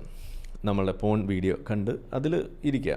അങ്ങനെ അഡിക്റ്റായി അതിനകത്ത് കുറ്റബോധം. ആ കുറ്റബോധം നമുക്കറിയാലോ, ഒരു റിലീജിയൻ അത് വർക്കൗട്ട് ആകണമെന്നുണ്ടെങ്കിൽ ഒന്നുകിൽ നിങ്ങൾക്കൊരു ഇൻസെക്യൂരിറ്റി ഉണ്ടാവണം. നിങ്ങളുടെ ജീവിതത്തിൽ നിങ്ങൾക്ക് നിങ്ങളുടെ ഹാർഡ് വർക്ക് ഇല്ലാത്തതിൻ്റെ പേരിൽ നിങ്ങൾക്ക് കിട്ടാത്ത ചില സാഹചര്യത്തിൻ്റേതായിട്ടുള്ള ചില പ്രിവിലേജസ് ഒന്നും ഇല്ലാത്തതിൻ്റെ പേരിൽ ചിലപ്പോൾ നിങ്ങൾക്ക് പല കാര്യങ്ങളും നേടാൻ പറ്റാതെയൊക്കെ പോകും. അങ്ങനെ വരുന്ന സമയത്ത് ആ ഒരു നിങ്ങളൊരു എന്താ പറയുക ഹതഭാഗ്യനാണ് എന്നൊക്കെ നിങ്ങൾക്ക് സ്വയം തോന്നുകയും ഇനി വേറെ ഹോപ്പൊന്നുമില്ല എന്ന് തോന്നുമ്പോഴും ഇനി ആ കൂടിയുള്ള വഴി പടച്ചവനോട് പ്രാർത്ഥിക്കുക എന്നുള്ള രീതിയിലേക്കാവും. അവിടെയാണ് സത്യത്തിൽ ഗവൺമെൻറ്റൊക്കെ ഇൻ്റർഫിയർ ചെയ്തുകൊണ്ട് അവർക്ക് എന്തുകൊണ്ട് അങ്ങനെ ഒരു സാഹചര്യം കിട്ടുന്നില്ല, എന്തുകൊണ്ട് തൊഴിൽ കിട്ടുന്നില്ല, എന്തുകൊണ്ട് നല്ല മാന്യമായ ശമ്പളം കിട്ടുന്നില്ല എന്നൊക്കെയുള്ള കാര്യങ്ങൾ മനസ്സിലാക്കി അവർക്ക് വേണ്ട ഒരു റീഹാബിലിറ്റേഷനൊക്കെ നടത്തേണ്ട ബാധ്യത ഗവൺമെൻറ്റിനുള്ളപ്പോൾ അത് ചെയ്യാതിരിക്കുമ്പോൾ സ്വാഭാവികമായിട്ടും ആളുകൾ ആ ഒരു ഇൻസെക്യൂരിറ്റിയിൽ അവരുടെ ലൈഫ് ഇതുപോലെ കരുപ്പിടിപ്പിക്കാൻ പറ്റാതെ വരുന്ന ഘട്ടങ്ങളിലാണ് പലപ്പോഴും ഈ ദൈവചിന്തയിലേക്ക് കിടക്കുക. അത് ഏത് ദൈവമാവാട്ടോ. അങ്ങനെ ചെല്ലുന്ന സമയത്ത് സ്വാഭാവികമായിട്ടും അങ്ങനെ ഒരു നെഗറ്റീവ് ഇൻസ്റ്റൻസിൽ അവർ ജനിച്ചു വീണ മതത്തിലെ തന്നെ അധ്യാപനങ്ങൾ കൂടുതൽ ഫോളോ ചെയ്ത് അതിൽ തീവ്രരാകാനുള്ള സാധ്യതയാണ് ആദ്യം നമ്മൾ കാണുന്നത്. അങ്ങനെ വരുന്ന സമയത്ത് ഇസ്ലാമൊക്കെയാണ് അതിൽ എത്തിപ്പെടുന്നതെന്നുണ്ടെങ്കിൽ അത് വലിയ പ്രശ്നമാവും എന്നും കൂടി നമുക്കൊരു ക്ലൂ തരുന്ന ഒരു സംഭവമായിരുന്നു ഈ പറയുന്ന വിഷയം. അപ്പോൾ ഇദ്ദേഹത്തിനെ സംബന്ധിച്ചിടത്തോളം ഈ ഒരു അത്തരത്തിലുള്ളൊരു സാഹചര്യത്തെക്കാൾ ഉപരി ഉണ്ടായിരുന്നത് ഗിൽറ്റ് കോംപ്ലക്സ് എന്ന് പറയുന്നൊരു സാധനമാണ്. എന്ന് വെച്ചാൽ താൻ വലിയ തെറ്റുകളൊക്കെ ചെയ്തു, ഇനി എന്താണ് പോംവഴി, ഇനി പോംവഴിയായിട്ട് നമ്മൾ എന്തെങ്കിലും ചെയ്താൽ അതിന് പരിഹാരക്രിയ എന്നുള്ള രീതിയിൽ തല കുമ്പിട്ട് നിന്നു മൂഡ് ഇങ്ങനെ പൊക്കി ദിവസം 5 നേരത്തിന് പകരം ഒരു 15 നേരം കാണിച്ചു, എന്നിട്ടും പടച്ചോൻ ക്ഷമിച്ചില്ലെങ്കിൽ എന്ത് ചെയ്യും? ഞാൻ എന്തുമാത്രം മിയാ ഖലീഫമാരെ ഞാൻ കണ്ടു സല്ലല്ലാഹു അലൈഹി വസല്ലമ, അതുകൂടാതെ ഞാൻ എന്തുമാത്രം സണ്ണി ലിയോണിമാരെ കണ്ടിരിക്കുന്നു, ഇനി ഇതിൻ്റെയൊക്കെ ഈ പാവമൊക്കെ ഞാൻ എവിടെ കൊണ്ട് കഴുകും? മ്യൂസിക് വരട്ടെ. ഈ പാവമൊക്കെ ഞാൻ എവിടെ കൊണ്ട് കഴുകും എന്ന് ചിന്തിച്ച് ഗിൽട്ടടിച്ച് ജീവിക്കുന്നതിൻ്റെ ഇടയിലാണ് പുള്ളി ഇങ്ങനെ യൂട്യൂബ് പരതിയപ്പോൾ ജാക്കിർ നായിക് അവിടെ പ്രത്യക്ഷപ്പെടുന്നത്. അപ്പോൾ അത് വലിയൊരു ഒരു സമാധാനമായിട്ട് മാറുകയാണ്. അങ്ങനെ മാറുന്ന ആ സമയത്ത് അദ്ദേഹം ആ വീഡിയോ നിരന്തരം കാണുന്നു. അങ്ങനെ കണ്ട് ജാക്കിർ നായിക്കിലൂടെ മതത്തെക്കുറിച്ച് കൂടുതൽ അറിയുന്നു. മതത്തെക്കുറിച്ച് കൂടുതൽ അറിഞ്ഞു വന്നപ്പോൾ എന്താ ഉണ്ടായത്? താൻ ചെയ്ത ഇത്തരത്തിലുള്ള എല്ലാ പോക്കിരിത്തരങ്ങൾക്കുള്ള ഒരു പരിഹാര മാർഗമെന്ന് പറയുന്നത് ജിഹാദ് ചെയ്യുക എന്നതാണ്. എന്ന് വെച്ചാൽ മതത്തിന് വേണ്ടിയിട്ട് ഇനി എന്തെങ്കിലുമൊക്കെ ചെയ്യുക. അങ്ങനെ വരുമ്പോൾ ഇത് ബാലൻസ് ആവും. നിങ്ങൾ കുറേ തിന്മ ഇവിടെ ചെയ്തു, ഇനി അത് ബാലൻസ് ആവണമെന്നുണ്ടെങ്കിൽ മതത്തിന് വേണ്ടിയിട്ടുള്ള കുറേ കാര്യങ്ങളും കൂടി ചെയ്താൽ അതൊന്നും ക്യാൻസലാവും. -1+1 എന്നൊക്കെ പറയുന്ന ആ സാധനം 0 ആക്കി കിട്ടും. അങ്ങനെ കേട്ട് അതിനു വേണ്ടി ഇറങ്ങി. അപ്പോൾ ഇദ്ദേഹത്തിന് പോൺ അഡിക്ഷൻ കൂടി ഉള്ളതുകൊണ്ട് ഇദ്ദേഹത്തിന് മനസ്സിൽ കിടക്കുന്ന എന്താണ് ഇതുപോലെ പ്രോപ്പറായിട്ട് ഹിജാബ് അണിയാത്ത സ്ത്രീകൾ, അവരായിരുന്നു ഇവൻ്റെ മനസ്സിൽ ഏറ്റവും വലിയ പ്രശ്നക്കാരായിട്ട് അവൻ കണ്ടത്. അങ്ങനെ അവരെ തേടി നടക്കുകയാണ്. അങ്ങനെ തേടി നടന്നപ്പോൾ അവൻ കണ്ടത് നമ്മളുടെ ട്രെയിനിൽ ഇതുപോലെയുള്ള സ്ത്രീകൾ, പെൺകുട്ടികൾ. അന്ന് നിങ്ങൾക്ക് ഓർമ്മയുണ്ടാവും, അതിൽ ഇവൻ പെട്രോൾ അടിച്ച് കൊല്ലാൻ ശ്രമിച്ചത് ഇതുപോലെ അതായത് മുസ്ലിം ഹിജാബ് അണിയാത്ത തരത്തിലുള്ള വേഷങ്ങൾ എന്നും നമുക്ക് വിളിക്കാവുന്ന അത്തരം വേഷം ധരിച്ച സ്ത്രീകളെയായിരുന്നു ഇവർ അന്ന് ഉന്നം വെച്ചതും അവരെയാണ് കത്തിക്കാൻ ശ്രമിച്ചതും. എന്നാൽ ആ കൂട്ടത്തിൽ ഒരു മുസ്ലിം സ്ത്രീയും ഒരു കുട്ടിയും ഒക്കെ കൊല്ലപ്പെട്ടതായിട്ട് നിങ്ങൾക്ക് അറിയാമായിരിക്കും. അപ്പോൾ എന്താ അവിടെ സംഭവം? ആ ഗിൽട്ട് കോംപ്ലക്സ്, അതിനുവേണ്ടി പ്രേരിപ്പിച്ചത് മതം. ആ മതം കൊണ്ടുകൊടുത്ത മുതലാളി ആരാണ്? അത് നമ്മളുടെ ജാക്കിർ നായിക്ക്. ജാക്കിർ നായിക്കിന് ഇത് എവിടെ നിന്നാണ് കിട്ടിയത്? മുഹമ്മദ് നബിന്ന്. മുഹമ്മദ് നബിക്ക് എവിടെ നിന്നാണ് കിട്ടിയത്? അത് കിതാബിന്ന്. കിതാബ് എവിടെ നിന്നാണ് കിട്ടിയത്? അത് മുഹമ്മദ് നബിന്ന്. അങ്ങനെ അത് പിന്നെ അവിടെ കറങ്ങും, അത് സ്റ്റക്കാവും, അത് പോട്ടെ. അപ്പോൾ എന്തായാലും അത് ഇങ്ങനെ കടന്ന് കറങ്ങുന്നൊരു സാധനം, അവിടെ വരെ പോകാൻ പാടുള്ളൂ. അങ്ങനെ ഇതാണ് അവിടെ സംഭവിക്കുന്നത്. നിങ്ങൾ ആലോചിക്കും, ഇതിനെ എങ്ങനെ നമുക്ക് ന്യായീകരിക്കാൻ പറ്റും? ജാക്കിർ നായിക്ക് ഒരു മാടപ്രാവാണ് എന്ന് നമുക്ക് എങ്ങനെ പറയാൻ കഴിയുന്നു? നിങ്ങളിനി ചോദിക്കുക, വിശ്വാസികൾ ചോദിക്കുക. അപ്പം ഇനി ഇതിൻ്റെ ഒരു നമ്മൾ ഇതൊക്കെ ഫോളോ ചെയ്ത് നടന്നിരുന്ന സമയത്ത്, ഞാൻ ഫോളോ ചെയ്തിരുന്ന സമയത്ത് നിന്ന് മാറി ചിന്തിക്കാൻ വഴിവെച്ച ഒരു പ്രധാനപ്പെട്ട സംഭവം കൂടിയുണ്ട്. അത് ജാക്കിർ നായിക്ക് സൂയിസൈഡ് ബോംബിങ്ങിനെ കുറിച്ചിട്ട് നടത്തിയ ചില പരാമർശങ്ങൾ. അപ്പോൾ ഞാൻ പണ്ടും പറഞ്ഞു ഓർക്കുന്നുണ്ടാവും, നമ്മൾ ഈ ടെലഗ്രാം ചർച്ചകളൊക്കെ കൊടുമ്പിരി കൊണ്ട് നടക്കുന്ന ഒരു കാലം, ഒരു 2018 ആ സമയത്ത് ഒരു സ്റ്റേറ്റ്മെൻറ്റ് ഇങ്ങനെ കേൾക്കാനിടയാണ്. യഥാർത്ഥ മുസ്ലിം എന്ന് പറയുന്നത് ഐസിസ് ആണ്, അല്ലാതെ ഇവിടെ ജീവിക്കുന്ന മുസ്ലിങ്ങളൊക്കെ അവരൊന്നും യഥാർത്ഥ മുസ്ലിങ്ങൾ, നിങ്ങളൊക്കെ അഴകുഴമ്പൻ മുസ്ലിങ്ങളാണ് എന്ന് പറഞ്ഞപ്പോൾ അത് നമുക്ക് സഹിച്ചില്ല. അതെങ്ങനെ ശരിയാവും? നമ്മൾ വലിയ കഷ്ടപ്പെട്ട് മൂട് പൊക്കി 5 നേരം നടക്കുന്നു, അതുകൂടാതെ നോമ്പ് നോക്കുന്നു, ആളുകളെ ചിരിച്ചു കാണിക്കുന്നു, എന്തെല്ലാം ചെയ്യുന്നു, നന്മകൾ ചെയ്യുന്നു, സക്കാത്ത് കൊടുക്കുന്നു, മുസ്ലിമിനെ മാത്രം തെരഞ്ഞു പിടിച്ച്, എന്നിട്ട് വരെ നമ്മൾ ഒറിജിനൽ അല്ല പോലും. അതെങ്ങനെ ശരിയാവുക എന്ന് വന്നപ്പോൾ നമ്മൾ ഇതൊന്ന് പരതി നോക്കി. എന്താണ് ഈ ഐസിസ് ചെയ്യുന്നത്? ഐസിസ് ചെയ്യുന്നത് ഒരു പ്രധാനപ്പെട്ട കാര്യമായിട്ട് നമുക്ക് മനസ്സിലായത് ഇതുപോലെയുള്ള സൂയിസൈഡ് ബോംബിങ് അടക്കമുള്ള കാര്യങ്ങൾ. അപ്പോൾ നമ്മളെ മനസ്സിലൊരു ചിന്ത വന്നു, സൂയിസൈഡ് ബോംബിങ് അവർ ചെയ്യുന്നു, അതാണ് ഇസ്ലാമികമാണ്. കാരണം എന്താണ്? ഒരു ചോദ്യം അവിടെ പിന്നെയും വന്നു. നമ്മൾ ആ ചോദ്യം ഇപ്പോഴും ആവർത്തിക്കുന്ന, അന്ന് ഞാൻ കേട്ട ചോദ്യം ഇന്ന് ഞാൻ ചോദിക്കുന്ന ആളായിട്ട് മാറുമ്പോൾ പോലും ഇന്ന് ഉത്തരം കിട്ടിയിട്ടില്ല. അന്ന് അവർ ചോദിച്ചത് ഇതാണ്, ഐസിസ് ചെയ്യുന്ന കാര്യങ്ങളിൽ അനിസ്ലാമികമായ ഒരു കാര്യം കാണിച്ചു തരൂ. നമ്മൾ കലിമ ചെല്ലാമെന്ന് അന്ന് ആ ഗ്രൂപ്പിലൊരു എക്സ് മുസ്ലിം ആയിട്ടുള്ളൊരു വ്യക്തി, ഇന്ന് അദ്ദേഹമൊക്കെ എവിടെയാണാവോ, അന്ന് അദ്ദേഹം ചോദിക്കുകയാണ്. അതുപോലെ താലിബാൻ ചെയ്യുന്നതിൽ ഒരു അനിസ്ലാമികമായ കാര്യം നിങ്ങൾ കാണിച്ചു തരൂ എന്ന് ചോദിക്കുകയാണ്. നമുക്ക് ഉത്തരവില്ല. അപ്പോൾ ആ സമയത്ത് നമ്മളെന്താ ചെയ്തത്? നമ്മൾ ആരോടൊക്കെ ചോദിച്ചു, ആരും ഒന്നും പറഞ്ഞു തന്നില്ല. അപ്പോൾ സ്വയം അന്വേഷിക്കാൻ തുടങ്ങിയപ്പോൾ നമ്മളെ മനസ്സിലേക്ക് ഓക്കെ കിട്ടിപ്പോയി, സൂയിസൈഡ് എങ്ങനെയാണ് ഇസ്ലാമികമാവുക? സൂയിസൈഡ് ബോംബിങ് അനിസ്ലാമികമല്ലേ എന്നൊരു ചിന്ത വന്നു. അങ്ങനെ അതിനു വേണ്ടിയിട്ട് ഞാൻ പരതിയ സമയത്ത് കിട്ടിയ ഒരു വീഡിയോ നമ്മൾ ജാക്കിർ നായിക്ക് വക, ഇതൊന്ന് കേട്ട് കളയാം. സൂയിസൈഡ് ബോംബിങ് ഇസ്ലാമികമാണോ അല്ലേ, എന്താണ് അതിൻ്റെ വിധി എന്നുള്ള സാധനം നമ്മളെപ്പോഴും പറയാറുള്ളതാണ്, നമ്മൾ പറച്ചലേ ഉള്ളൂ. നമുക്ക് ജാക്കിർ നായിക്ക് തന്നെ പഠിപ്പിച്ചു തരും. The next question from the slip from Brother Rizwan Ali Khan. Suicide bombing in the light of Islam, how justified it is in Iraq or any part of the world? As far as suicide bombing is concerned, most of the well-known scholars, Sheikh Nasruddin Albani, Sheikh bin Baz, Sheikh Uthaymeen, all were 3 great scholars, may Allah have mercy on them, rahimullah, that they have given the fatwa that suicide bombing per se is haram. It is haram. But there are other scholars like Sheikh Safar al-Hawali, like Sheikh Salman Auda. They have different views. But we should realize that the term suicide bombing per se, committing suicide in Islam is haram. There's no two doubt about it. But as far as suicide bombing is concerned, the scholars differ. What they say that the word suicide is a misnomer. നിങ്ങളൊന്ന് ആലോചിച്ച് നോക്കൂ. ഇപ്പോൾ നിങ്ങളൊരു ഹിന്ദുവിൻ്റെ അടുത്ത് വന്നിട്ട് ചോദിക്കുകയാണ് suicide bombing തെറ്റാണോ ശരിയാണോ? തെറ്റാണ്. അവർക്ക് കിതാബ് പറയുന്നതിൻ്റെ കാര്യമൊന്നുമില്ല. ഋഗ്വേദത്തിൽ അങ്ങനെ പറഞ്ഞു, അഥർവവേദത്തിൽ ദാ നോക്ക് എന്നൊക്കെ പറഞ്ഞ ചില കാക്കാമാരൊക്കെ ഇറങ്ങും. ഇനി അവരോട് എനിക്കിപ്പോഴേ പറയാനുള്ള കാര്യമാണ്, അങ്ങനെ ഏതെങ്കിലും ഋഗ്വേദത്തിൽ ഋഗ്ഗീത ആരെങ്കിലും കയറ്റിയാൽ പോലും അത് ഇന്ന് ഹിന്ദുക്കൾക്ക് മണ്ണാങ്കട്ടയാണ്. അവരെടുത്ത് കാട്ടിക്കളയും, ഹിന്ദുക്കളെടുത്ത് കളയും. നിങ്ങളുടെ കിതാബിൽ, ഇസ്ലാമിൻ്റെ കിതാബിൽ അങ്ങനെ ഒരു സാധനം ഉണ്ട് എന്ന് കാണിച്ചു തന്നാൽ, ഒരു ഫത്വയായിട്ടുണ്ട് എന്ന് നമുക്ക് എടുത്ത് കാണിച്ചു തന്നു കഴിഞ്ഞാൽ നിങ്ങളത് തള്ളുമില്ല. ഇതാണ് നമുക്കറിയേണ്ടത്. നിങ്ങൾ ഹിന്ദുക്കളുടെ കിതാബിലുണ്ടെന്ന് കാണിക്കുന്ന ആ ശുഷ്കാന്തിയുടെ ഒരു 10-1 കാണിച്ചിട്ട് ഈ ഇസ്ലാമിലുള്ള കൊള്ളരുതായ്മകൾ തള്ളിക്കളയാൻ നിങ്ങൾ തയ്യാറാവൂ. അതാണ് നമ്മൾ പറയുന്നത്. ഇപ്പോൾ കഴിഞ്ഞ ദിവസം നമ്മൾ ഏതോ ഒരു കാര്യം പറഞ്ഞപ്പോൾ ഇതേപോലെ എന്താണ് പശുവിനെ കൊല്ലുന്നവനെ കൊല്ലണം എന്ന് പറയുന്ന സാധനം അത് ഹിന്ദു കിതാബിൽ എവിടെ ഉള്ളത്? ഇനി അഥവാ ഉണ്ടെങ്കിൽ ഇന്ന് ഈ ഹിന്ദുക്കൾ ആരെങ്കിലും എടുക്കുമോ എന്ന് ചോദിച്ചത് ആദ്യത്തെ പാർട്ട് അങ്ങ് എടുത്തുകൊണ്ട് പോയിട്ട് ഇതാ ഹിന്ദു കിതാബിലുണ്ട്, യജുർവേദത്തിലുണ്ട്, ഋഗ്വേദത്തിലുണ്ട് എന്നൊക്കെ പറഞ്ഞിട്ട് ചില കാക്കാമാരിറങ്ങി. അവരോടാണ് നമുക്ക് പറയാനുള്ളത്. ഒരു ഹിന്ദു പോലും ഇന്ന് അത് എടുക്കുന്നില്ല. എന്നാൽ കാഫിറിനെ കൊല്ലണമെന്ന് പറയുന്ന സംഗതി ഇന്ന് എടുക്കുന്ന മുസ്ലിങ്ങൾ ഇവിടെ ഉണ്ട്.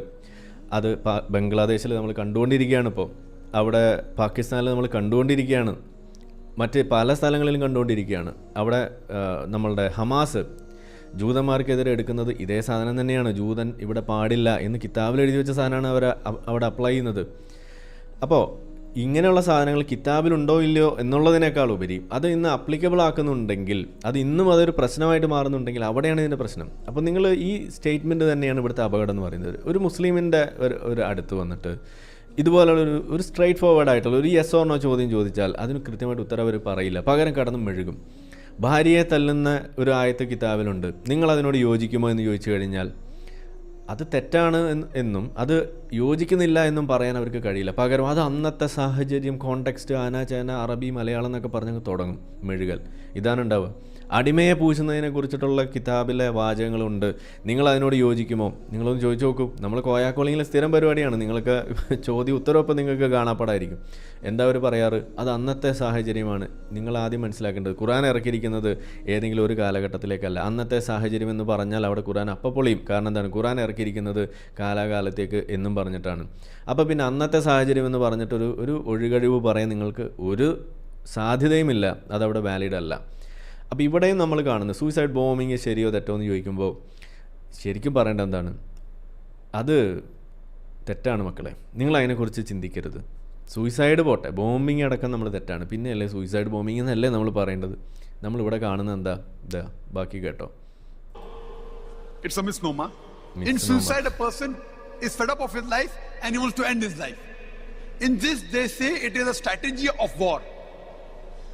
The main intention is to cause loss to the enemy, and while doing that, there are high chances that they will die. So therefore, it's a strategy of war, which scholars like Salman Auda say it is right. But it does not mean that any Muslim wakes up in the morning and ties a bomb and goes. Most of the scholars, including Salman Auda, Safal Hawa, they say it's haram. Anyway, suicide bombing, as I mentioned in my talk, it is alien to Islam. It's alien to Islam. But there are some Muslims in Palestine or Iraq have done that. But they say if it is used as a strategy, as a last resort, when many of the Muslims are being killed, and they want to see to it that instead, when they die alone, they will kill some other people, and the main intention is to cause loss. As a strategy, some of the scholars say that it can be used. And as I mentioned in my talk, that in Iraq, suicide bombing wasn't there until USA came to Iraq. And according to Robert Pape, who is an expert on suicide bombing, he said most of the suicide bombing are done as a social cause, as a political cause against the military power, to remove the military power from that country. So this is what is said by Robert Pape in his book, Dying to Win. But even if you do, you should see to it that these scholars who also give permission, they say that it should be under guidance of a scholar, under the guidance of a person based on Islamic Sharia. Normally you should not kill innocent human being. You can't kill innocent human being. It's haram in Islam according to Surah Ma'idah chapter 5 verse 2. Taking all this into consideration, in some cases, some scholars give permission, it can be done. Hope that answers the question. It can be done. അവസാനം പറഞ്ഞത് അതായത് ചില സാഹചര്യങ്ങളിൽ നിങ്ങൾക്ക് ഭാര്യ അടിക്കാം, ചില സാഹചര്യങ്ങളിൽ നിങ്ങൾക്ക് അടിമയെ പൂശാം, ചില സാഹചര്യങ്ങളിൽ നിങ്ങൾക്ക് സൂയിസൈഡ് ബോംബിങ് ആകാം എന്നാണ് ഇവിടെ പറഞ്ഞു വെച്ചത്. സാഹചര്യമാണ് പ്രശ്നം. അപ്പോൾ അവിടെ നമ്മൾ പറയേണ്ടത് എന്താണ്? ഏത് സാഹചര്യം വന്നാലും നിങ്ങൾ ഭാര്യയെ തല്ലരുത്. ഏത് സാഹചര്യം വന്നാലും നിങ്ങൾ അടിമയെ വെക്കാൻ പോലും പാടില്ല, പിന്നെയല്ലേ അടിമയെ പൂശണത്. ഏത് സാഹചര്യം വന്നാലും നിങ്ങൾ ബോംബിങ് തന്നെ ഒഴിവാക്കണം, പിന്നെയല്ലേ സൂയിസൈഡ് ബോംബിങ്. ഇതല്ലേ നമ്മൾ പറയേണ്ടത്. അതിന് വരെ ഇവിടെ പറഞ്ഞു വെച്ചത് എന്താ നിങ്ങൾ കേട്ടു. അപ്പോൾ ഇങ്ങനെയുള്ള സ്റ്റേറ്റ്മെൻറ്റ്സ് നടത്തുന്നത് ഞാൻ നേരിട്ട് കേൾക്കുന്ന ഒരവസ്ഥ വന്നപ്പോൾ സത്യം പറഞ്ഞു കഴിഞ്ഞാൽ എൻ്റെ കിളി പോയി എന്ന് മാത്രമല്ല, ഇതിൽ ഈ വിമർശകർ പറയുന്നതിൽ എന്തൊക്കെയോ കാര്യമുണ്ട് എന്ന് ചിന്തിക്കാൻ നമുക്കൊരു ഒരു ട്രിഗർ വരുന്ന അവിടെ നിന്നാണ്. പിന്നെ അവിടെ നിന്ന് അങ്ങോട്ട് നമ്മൾ ഈ ഉസ്താദുമാർ പറയുന്നത് അങ്ങ് വിഴുങ്ങുന്നത് അങ്ങ് നിർത്തി നമ്മൾ സ്വയം അന്വേഷിക്കുന്നു. ഇതിൻ്റെ റെഫറൻസ് നമ്മൾ നോക്കുന്നു. ഈ പറയുന്നതിലെ യുക്തി നമ്മൾ പരിശോധിക്കാൻ തുടങ്ങുകയാണ്, ലോജിക്ക് നമ്മൾ നോക്കുകയാണ്. അങ്ങനെ നോക്കിയപ്പോഴാണ് നമുക്ക് മനസ്സിലാവുന്നത് ഇവർ പറയുന്ന പല കാര്യങ്ങളും അത് മതത്തിൻ്റെ കണ്ണിലൂടെ നോക്കുമ്പോൾ വളരെ വലിയ ശരികളും, അതൊരു ഒരു മോഡേൺ സിവിലൈസ്ഡ് സൊസൈറ്റിയുടെ ഭാഗമായിട്ട് ജീവിക്കുന്ന ഒരു മനുഷ്യൻ എന്നുള്ള രീതിയിൽ നമ്മൾ നോക്കുമ്പോൾ വളരെ വലിയ തെറ്റ്, കൊടിയ ക്രൈം ഒക്കെ ആയിട്ട് നമുക്ക് കാണാൻ കഴിയുന്നു. സൂയിസൈഡ് ബോംബിങ് എന്ന് പറയുന്ന സാധനം അതൊരു ക്രൈമായിട്ട് നമ്മളെന്ന് പറയുന്നു, ഒരു ടെറർ ആക്ടിവിറ്റി ആയിട്ട് നമ്മൾ പറയുന്നിടത്താണ് ഇവിടെ വന്നിട്ട് പറയുന്നത് യുദ്ധതന്ത്രമായിട്ട് നിങ്ങളത് ഉപയോഗിക്കാമെന്ന് മാത്രമല്ല, നിങ്ങൾ സ്വയം ഞെക്കരുത്, അത് വേറെ ആരെങ്കിലും പറഞ്ഞിട്ടേ നിങ്ങൾ ഞെക്കാവൂ, അല്ലെങ്കിൽ പുറത്ത് നിൽക്കുന്ന ആരെങ്കിലും ഞെക്കും. ഇതുവരെ ക്ലിയറായിട്ട് പറഞ്ഞു കൊടുക്കുകയാണ് ഇവിടെ. ഇതാണ് നമ്മളിവിടെ കേട്ടത്. അണ്ടർ പ്രോപ്പർ ഗൈഡൻസ് എന്ന് പറഞ്ഞ് നിർത്തുകയാണ്. അപ്പോൾ it can be used as a war tactic എന്ന് വരെ പറഞ്ഞു നിർത്തി. ഇതല്ലേ നമ്മൾ ഇന്തിഫാദ എന്നും പറഞ്ഞിട്ട് നമ്മളെ ഹമാസോളികൾ അവിടെ നടത്തിക്കൊണ്ടിരിക്കുന്നത്? ഇതല്ലേ നമ്മളിവിടെ ചോദിക്കുന്നത്? അപ്പോൾ നമ്മൾ ആലോചിച്ച് പോവാണ്, എങ്ങനെയാണ് ജാക്കിർ നായിക്ക് ഇതുപോലെ വേട്ടയാടപ്പെടാതിരിക്കുക എന്നാണ് നമ്മൾ ആലോചിച്ച് പോകുന്നത്. ഇങ്ങനെയൊക്കെയുള്ള കാര്യങ്ങൾ പറഞ്ഞു കൊടുത്തുകൊണ്ട് ഇതുപോലെ കാര്യങ്ങൾ ചെയ്യാൻ ഇറങ്ങി നടക്കുന്ന ആളുകൾക്ക് എല്ലാ തരത്തിലും ഉപ്പും മുളകും തേച്ച് അതിന് പാകമാക്കി കൊടുക്കുന്ന പരിപാടി തന്നെയാണ് ജാക്കിർ നായിക്ക് ചെയ്തു കൊടുത്തത്. ഇതിൻ്റെ പേരിൽ തന്നെയാണ് ജാക്കിർ നായിക്ക് ഒരു അപകടകാരിയായ ഒരു തീവ്രവാദത്തിന് കോപ്പ് കൂട്ടുന്ന ഒരു വ്യക്തിയാണെന്ന് കൃത്യമായിട്ട് മനസ്സിലാക്കി പല ടെറർ ആക്ടിവിറ്റീസിൻ്റെ ഭാഗമായിട്ട് അറസ്റ്റ് ചെയ്യപ്പെട്ട ആളുകളും അവർക്ക് പ്രചോദനമേകിയത് ഇദ്ദേഹത്തിൻ്റെ പ്രസംഗമാണ് എന്ന് മനസ്സിലാക്കി ഇദ്ദേഹത്തെ വേട്ടയാടാൻ, ഇദ്ദേഹത്തെ പൂട്ടാൻ നമ്മുടെ ഭരണകൂട സംവിധാനങ്ങൾ അവിടെ മുന്നോട്ട് വന്നത്. അന്ന് നമ്മളിവിടെ കണ്ടത് ഈ ജാക്കിർ നായിക്കിന് വേണ്ടിയിട്ട് മുസ്ലിം വേട്ട എന്നും പറഞ്ഞിട്ട് ഇറങ്ങി തിരിച്ച നമ്മുടെ നാട്ടിലെ മാധ്യമങ്ങളെയാണ്. അവരെ ആ സമയത്ത് നമുക്ക് വേറെ ഒന്നും ചെയ്യാനില്ല, പൂവിട്ടങ്ങ് പൂജിക്കുക എന്നുള്ളതേ വേറെ വഴിയുള്ളൂ. അല്ലാതെ എന്താ നമ്മൾ ചെയ്യുക? ഇദ്ദേഹം ഈ പറയുന്ന സാധനമൊക്കെ അങ്ങ് സമ്മതിച്ചു കൊടുക്കണം എന്നാണ് പറയുന്നത്. നടക്കില്ല, നമ്മളെ കൊണ്ട് പറ്റില്ല എന്ന് നമ്മൾ പറയണം. ഇതാണ് നമ്മളിവിടെ കാണുന്നത്, ഇതാണ് നമ്മൾ കാണേണ്ടത്.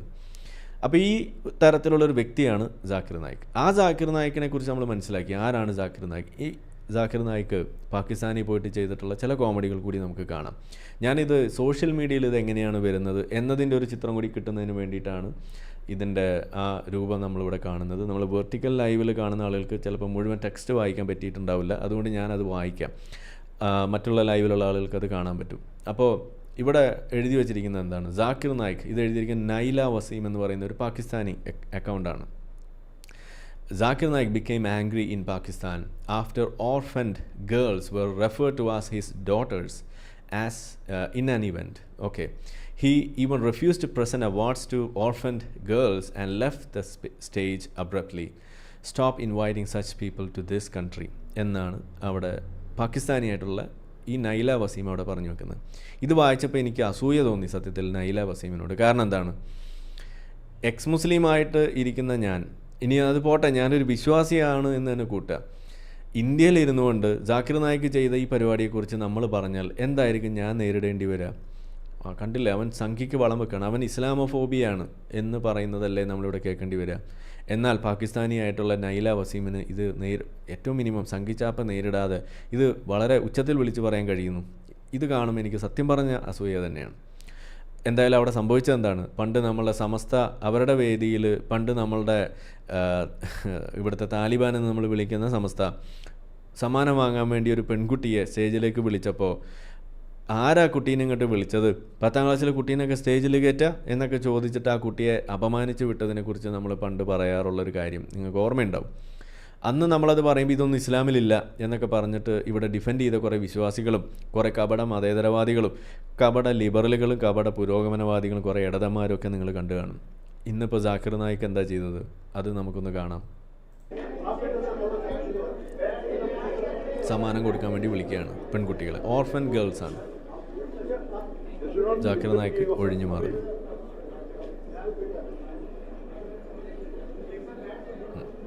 ജാക്കിർ നായിക്ക് അങ്ങ് സ്ഥലം വിട്ടു.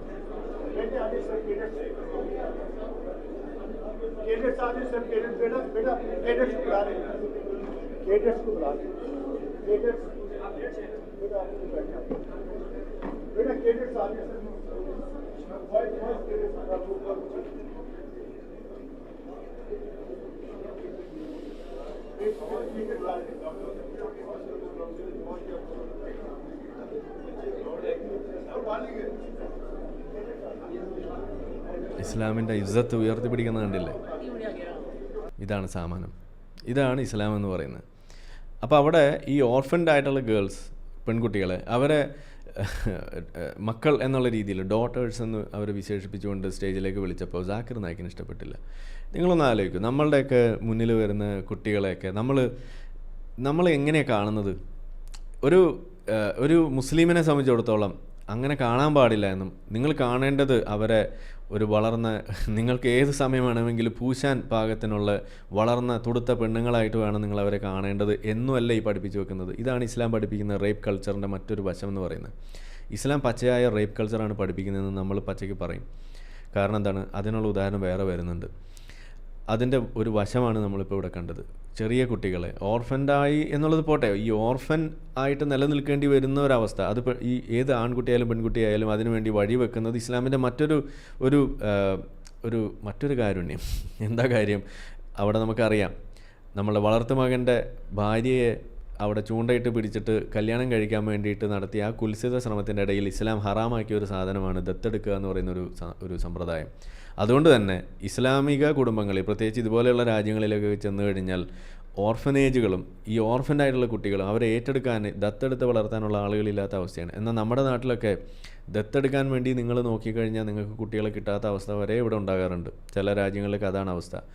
അതുപോലെ foster mothers, foster fathers, foster families എന്നൊക്കെ പറഞ്ഞിട്ട് വളർത്താൻ കൊടുക്കുന്ന പരിപാടി ഇവിടെ വിദേശത്തൊക്കെ ജീവിക്കുന്ന ആളുകൾക്ക് അറിയാൻ പറ്റും. ഇതൊന്നും ഇസ്ലാമിൽ സാധിക്കില്ല. അപ്പോൾ എന്താ അവിടെ നടക്കുന്നത്? ഇത് ഹറാമാക്കി വെച്ചിരിക്കുകയാണ്. ദത്തെടുക്കുക എന്ന് പറയുന്നത് ഹറാമാക്കി വെച്ചിരിക്കുകയാണ്. അവിടെ പറയുന്നത് നിങ്ങളുടെ സ്വന്തം മക്കളല്ലാത്തവരെ നിങ്ങളുടെ സ്വന്തം മക്കളായിട്ട് കാണുന്നത്, നിങ്ങളെ ബാപ്പ എന്നൊക്കെ വിളിപ്പിക്കുന്നത് ഹറാമാണെന്ന് പറഞ്ഞു വെക്കുകയാണ്. എന്നാൽ നമ്മളെന്താ ഇവിടെ പറയുന്നത്? ആധുനിക ഒരു ലോകത്ത് നമ്മൾ പറഞ്ഞു വെക്കുന്നത് സ്വന്തം മക്കളെ പോലെ വളർത്തണം, അവർക്ക് നിങ്ങളുടെ സ്വന്തം മക്കൾക്ക് എന്തെല്ലാം ആനുകൂല്യങ്ങൾ നിങ്ങൾ കൊടുക്കുമോ അതെല്ലാം കൊടുത്ത് അവർക്ക് ആ വിവേചനം അറിയാത്ത രീതിയിൽ അവർക്കൊരു ബയോളജിക്കൽ പാരൻ്റ് അല്ലെങ്കിൽ കൂടി അവർക്ക് ഇതുപോലൊരു മികച്ച പാരൻ്റായിട്ട് നിങ്ങൾക്ക് മാറാൻ കഴിയുമെങ്കിൽ അത് മാറണം. അങ്ങനെ ഒരു പാരൻ്റ് അവർക്ക് കിട്ടിയാൽ അത് അവരുടെ വ്യക്തിത്വ വികാസത്തിനും അതുപോലെ നല്ല മികച്ച പൗരന്മാരായിട്ട് മാറുന്നതിന് വലിയ തോതിൽ ഗുണം ചെയ്യുന്ന കാര്യമാണ് എന്നൊക്കെ നമ്മൾ പഠിപ്പിക്കുമ്പോൾ ഈ ഓർഫൻസായിട്ട് അവരെ നിർത്തി ഓർഫനേജുകളിൽ പഠിപ്പിച്ച് ഓർഫനേജുകളിൽ ഉണ്ടാകുന്ന പ്രശ്നങ്ങളെക്കുറിച്ച് നമ്മൾ വേറെയും പറഞ്ഞു കേട്ടിട്ടുണ്ട്. MIC എന്നൊക്കെ പറയുന്ന സെൻറ്ററിൽ സംഭവിച്ചിട്ടുള്ള കാര്യത്തെക്കുറിച്ച് നമ്മൾ മുന്നേ വീഡിയോ ചെയ്താണ്. ഒരു പെൺകുട്ടി നേരിട്ട അനുഭവത്തെക്കുറിച്ച്. എന്താ അവിടെ സംഭവിക്കുന്നത്? ചൂഷണം. മിക്ക ഇതുപോലെയുള്ള ഓർഫനേജുകളിൽ പെൺകുട്ടികളുള്ള സ്ഥലങ്ങളാണെങ്കിലും ശരി, ആൺകുട്ടികളുള്ള സ്ഥലങ്ങളാണെങ്കിലും ശരി, പച്ചയായ വ്യഭിചാരവും പച്ചയായ മാംസ കച്ചവടം തന്നെയാണ് അവിടെ ഈ ഉസ്താദുമാരുടെ നേതൃത്വത്തിൽ നടക്കുന്നത് എന്ന് നമ്മളോട് നേരിട്ട് പറഞ്ഞിട്ടുള്ള ആളുകളുണ്ട്. അവിടെ പഠിപ്പിച്ച അധ്യാപകരടക്കം നമ്മളോട് വന്ന് പറയുന്നു, അവിടെ പഠിച്ച വിദ്യാർത്ഥികൾ നമ്മളോട് വന്ന് പറയുന്നു, ഇതാണ് അവിടെ നടക്കുന്ന കാര്യം, എന്തിനാണ് ഇതിന് വഴിവെക്കുന്നത്. അപ്പോൾ അതൊക്കെ പോട്ടെ, അതിൻ്റെ ഒരു പ്രധാന വശമാണെങ്കിൽ കൂടി ഇന്നിവിടെ നമ്മൾ പറഞ്ഞു വെക്കുന്നത്, ഇവിടെ ആ കുട്ടികളെ ക്ഷണിച്ചപ്പോൾ അതിനോട് അപമര്യാദ കാണിച്ച് പെരുമാറേണ്ടി വരുന്നതിൻ്റെ ഒരു കാരണമെന്ന് പറയുന്നത്, ജാക്കിർ നായിക്കിൻ്റെ കൺമുന്നിൽ ഈ പടുകളവനായിട്ട് നടക്കുന്ന ആ സമയത്തും, അങ്ങനെ പറയുന്നത് ശരിയില്ല എന്നാലും പറഞ്ഞു പോവാണ്, അയാളുടെ മുന്നിൽ ആ കുട്ടികളെന്ന് പറയുന്നത് അവർ ഇതുപോലെ വിവാഹപ്രായം ഇങ്ങനെ മുറ്റി നിൽക്കുന്ന പെണ്ണുങ്ങളായിട്ട് ആണ് അവരുടെ മുന്നിൽ ഇസ്ലാം കാണാൻ പഠിപ്പിക്കുന്നത്. അതുകൊണ്ട് തന്നെ കുട്ടികളാണ് എന്നുള്ള രീതിയിൽ കണ്ട് അവരോട് വാത്സല്യപൂർവ്വം നിൽക്കാനോ അവർക്കൊരു പ്രചോദനം ഏകുന്ന രീതിയിൽ നിലകൊള്ളാനോ സാധിക്കാതെ പോകുന്നു. എന്തിൻ്റെ പേരിൽ? മുസ്ലിം ആയതിൻ്റെ പേരിൽ, ഇസ്ലാം അറിയുന്നതിൻ്റെ പേരിൽ. മുസ്ലിങ്ങളെല്ലാവരും ഇങ്ങനെയാണെന്നല്ല ഈ പറയുന്നത്. ഏത് മുസ്ലിമും ഇങ്ങനെ പ്രവർത്തിക്കാം. എപ്പോൾ ആ നിയമം ഒരു മുസ്ലിം പഠിച്ചു കഴിഞ്ഞാൽ. നിങ്ങൾ കണ്ടിട്ടുണ്ടാവും കളിക്കാരൊക്കെ ഇങ്ങനെ ഫുട്ബോളിൻ്റെ ഇടയിലും ക്രിക്കറ്റിൻ്റെ ഇടയിലൊക്കെ ഇങ്ങനെ മുഖമൊക്കെ പൊത്തിയിട്ട് ഇങ്ങനെ ചെയ്യുന്നതൊക്കെ നിങ്ങൾ ശ്രദ്ധിച്ചിട്ടുണ്ടാവും. എന്താ കാരണം? അവരെ പഠിപ്പിച്ച് വെച്ചിരിക്കുന്നത് പെണ്ണുങ്ങളുടെ മുഖത്ത് നോക്കാൻ പാടില്ല എന്നാണ്. പെണ്ണുങ്ങളുടെ മുഖത്ത് നോക്കുന്നതിന് എന്താ തെറ്റ്? നമ്മളുടെ പഴയ ഋഷിരാജ് സിംഗ് പറഞ്ഞ് 14 സെക്കൻഡ് നോക്കാമെന്നാണ്. നോക്കുന്നതിനല്ല തെറ്റ്, നോക്കി ഒരുമാതിരി വെള്ളം ഒലിപ്പിക്കുന്ന പരിപാടി, അതാണ് തെറ്റ്. അതാണ് അവിടെ പ്രശ്നമായിട്ട് മാറുന്നത്. വിത്തൗട്ട് കൺസെൻറ്റ് നിങ്ങൾ സ്റ്റെയർ ചെയ്യുന്ന ഒരവസ്ഥയും അവർക്ക് ഡിസ്കംഫർട്ട് ഉണ്ടാക്കുന്ന ഒരവസ്ഥയും വരുമ്പോഴാണ് അത് പ്രശ്നമാവുന്നത്. അപ്പോൾ അത് ചെയ്യാതിരിക്കണം എന്ന് നമ്മൾ പറയുന്നു. ഇതൊക്കെയാണ് ഇപ്പോൾ സാധാരണ വിദേശങ്ങളിലുള്ള ആളുകൾ പറഞ്ഞു കേട്ടിട്ടുണ്ടാവും. എവിടെയെങ്കിലും ഇന്ത്യക്കാരുണ്ട്, മലയാളികളുണ്ടെങ്കിൽ നമുക്ക് പെട്ടെന്ന് അറിയാൻ പറ്റും, ഇങ്ങനെ വായി നോക്കി നിൽക്കുന്ന കാണാം എന്നൊക്കെ പറയുന്നത് കേട്ടിട്ടുണ്ടാവും. ഇത് നമ്മുടെ കൾച്ചറിൻ്റെ ഭാഗമായിട്ട് നമ്മൾ മാറ്റേണ്ട ഒരു കാര്യമാണ് ഇത്തരത്തിലുള്ള മാറ്റങ്ങൾ. അത് പക്ഷേ നമുക്ക് സംഭവിക്കുന്നില്ല. എന്തുകൊണ്ട്? അവിടെ ഇത്തരത്തിലുള്ള മതചിന്ത തന്നെയാണ് അവിടെ ഒരു വലിയ ഒരു കാരണമായി മാറുന്നത്. നമ്മളെ മുന്നിൽ ഈ സ്ത്രീകളെന്ന് പറഞ്ഞു കഴിഞ്ഞാൽ വെറും സെക്ഷൽ ഒബ്ജക്ട്സ് ആയിട്ട് മാത്രമേ കാണാൻ പാടുള്ളൂ എന്ന നിഷ്കർഷ അത് മതം പഠിപ്പിക്കുന്നു, ഇസ്ലാം പഠിപ്പിക്കുന്നു. ഇതാണ് അവിടുത്തെ പ്രശ്നം. ഇനി രണ്ടാമത്തത് ഈ റേപ്പ് കൾച്ചർ. ആ റേപ്പ് കൾച്ചറിൻ്റെ മറ്റൊരു സ്വഭാവം നമ്മൾ നേരത്തെ പറഞ്ഞതിൻ്റെ ഒരു വശമാണ് കണ്ടത്. സ്ത്രീകൾ എന്ന് പറഞ്ഞാൽ സെക്ഷൽ ഒബ്ജക്ട്സ്, അതിൻ്റെ അപ്പുറത്തേക്കുമില്ല ഇപ്പുറത്തേക്കുമില്ല. ലം യലിദ് വലം യൂലദ്, സെക്ഷൽ ഒബ്ജക്റ്റ് യകുല്ലഹു കുഫുവനായത്. ഇനി അടുത്തത് ഇദ്ദേഹത്തിൻ്റെ ഭാഗം ഒരു പ്രകടനമാണ്. ഇത്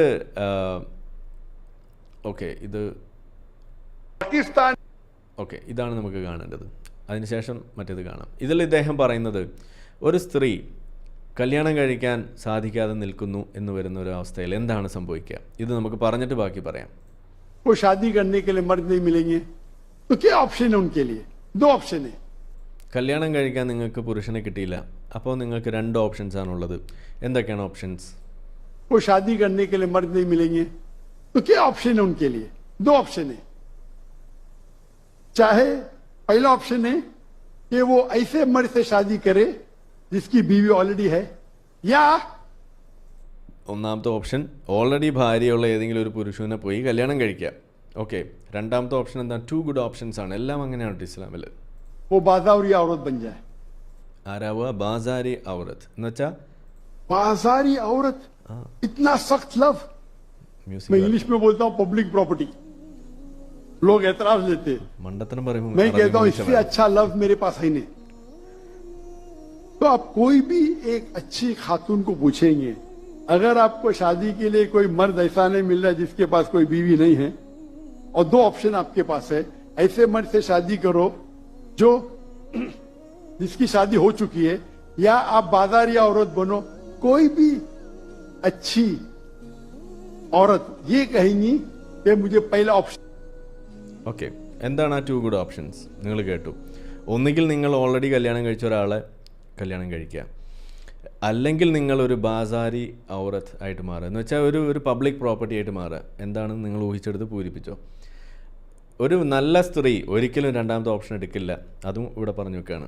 ഏത് ഓപ്ഷൻ എടുക്കും? ആദ്യത്തെ ഓപ്ഷൻ എടുക്കും. അതായത് ഭാര്യയെ, ഈ ഓൾറെഡി ഉള്ള പുരുഷനെ പോയി കല്യാണം കഴിക്കും. ഇതാണ് പറഞ്ഞു വെക്കുന്നത്. ഇത് പറയുമ്പോൾ ഇതിലെന്താണ്? ഒന്ന്, ഒരു സ്ത്രീ കല്യാണം കഴിക്കാതെ ഇരിക്കുന്നു എന്ന് വന്നു കഴിഞ്ഞാൽ അവരുടെ സ്വന്തം താല്പര്യം കൊണ്ട് പല കാരണങ്ങളുണ്ടാവാം. അതിൻ്റെ പേരിൽ അങ്ങനെ ഒരു ഇരിപ്പ് ഇരുന്നാൽ അതിൻ്റെ അർത്ഥം എന്താണ്? She's A public property. ഇതാണ് അവിടെ പറഞ്ഞു വെക്കുന്നത്. ബാസാരി ഔറത്ത്. അവളെ പിന്നെ നിങ്ങൾക്ക് എന്തും ചെയ്യാമെന്ന് തന്നെയല്ലേ അതിൻ്റെ അർത്ഥം? ഇതല്ല ഇവിടെ പറഞ്ഞു വെക്കുന്നത്.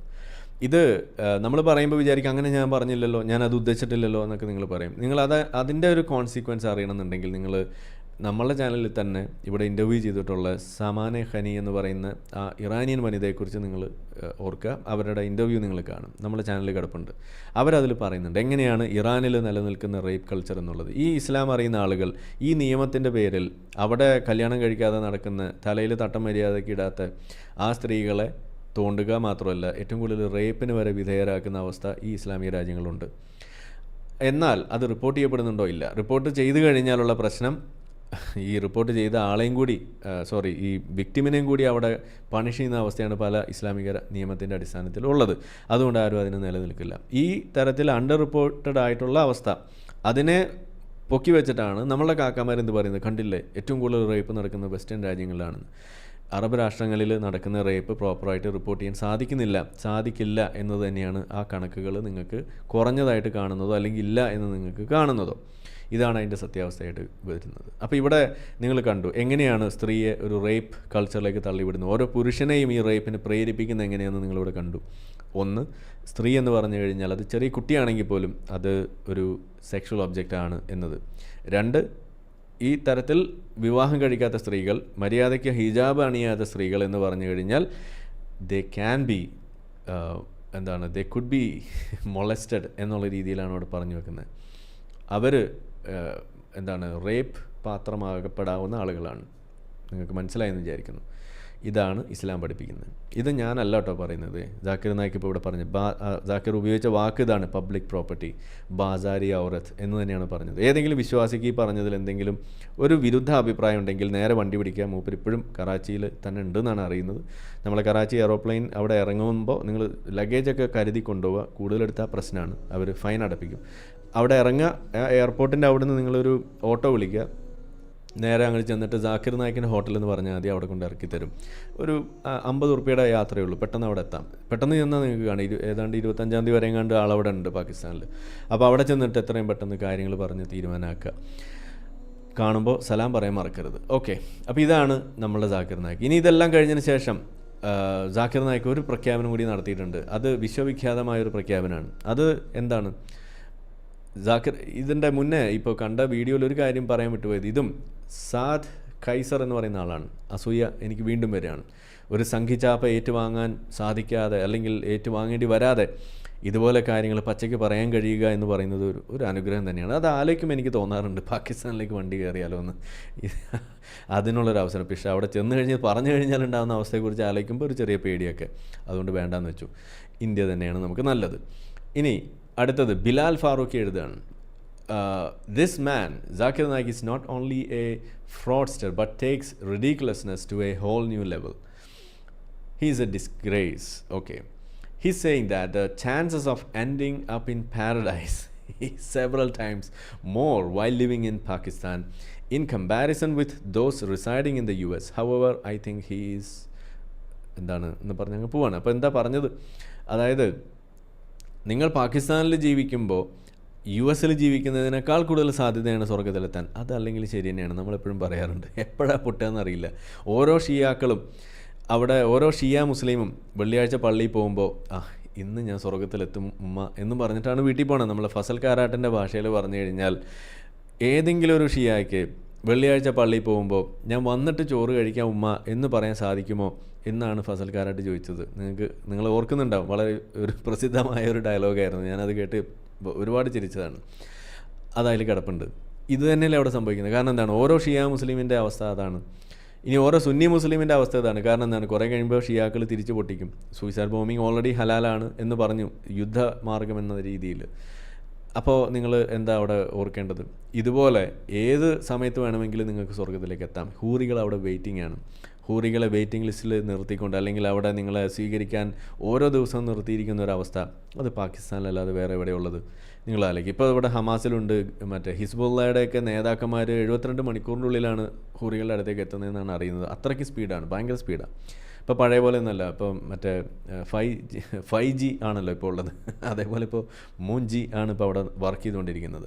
അപ്പോൾ ഇത് ഇദ്ദേഹം പറഞ്ഞു, पाकिस्तान में रह के जन्नत में जाने के चांसेस बनिस्बत अमेरिका से तो सैकड़ों गुना ज्यादा है. ഒന്നുകൂടി കേൾക്കാം, മിസ്സായി. ഷോ पाकिस्तान में रह के जन्नत में जाने के चांसेस बनिस्बत अमेरिका से तो सैकड़ों गुना ज्यादा है. കേട്ടല്ലോ. നിങ്ങൾക്ക് സ്വർഗത്തിലെത്തണമെന്ന് ഏതെങ്കിലും വിശ്വാസികൾക്ക് ആഗ്രഹമുണ്ടെങ്കിൽ എത്രയും പെട്ടെന്ന് പാകിസ്ഥാനിലേക്ക് വണ്ടി കയറുക.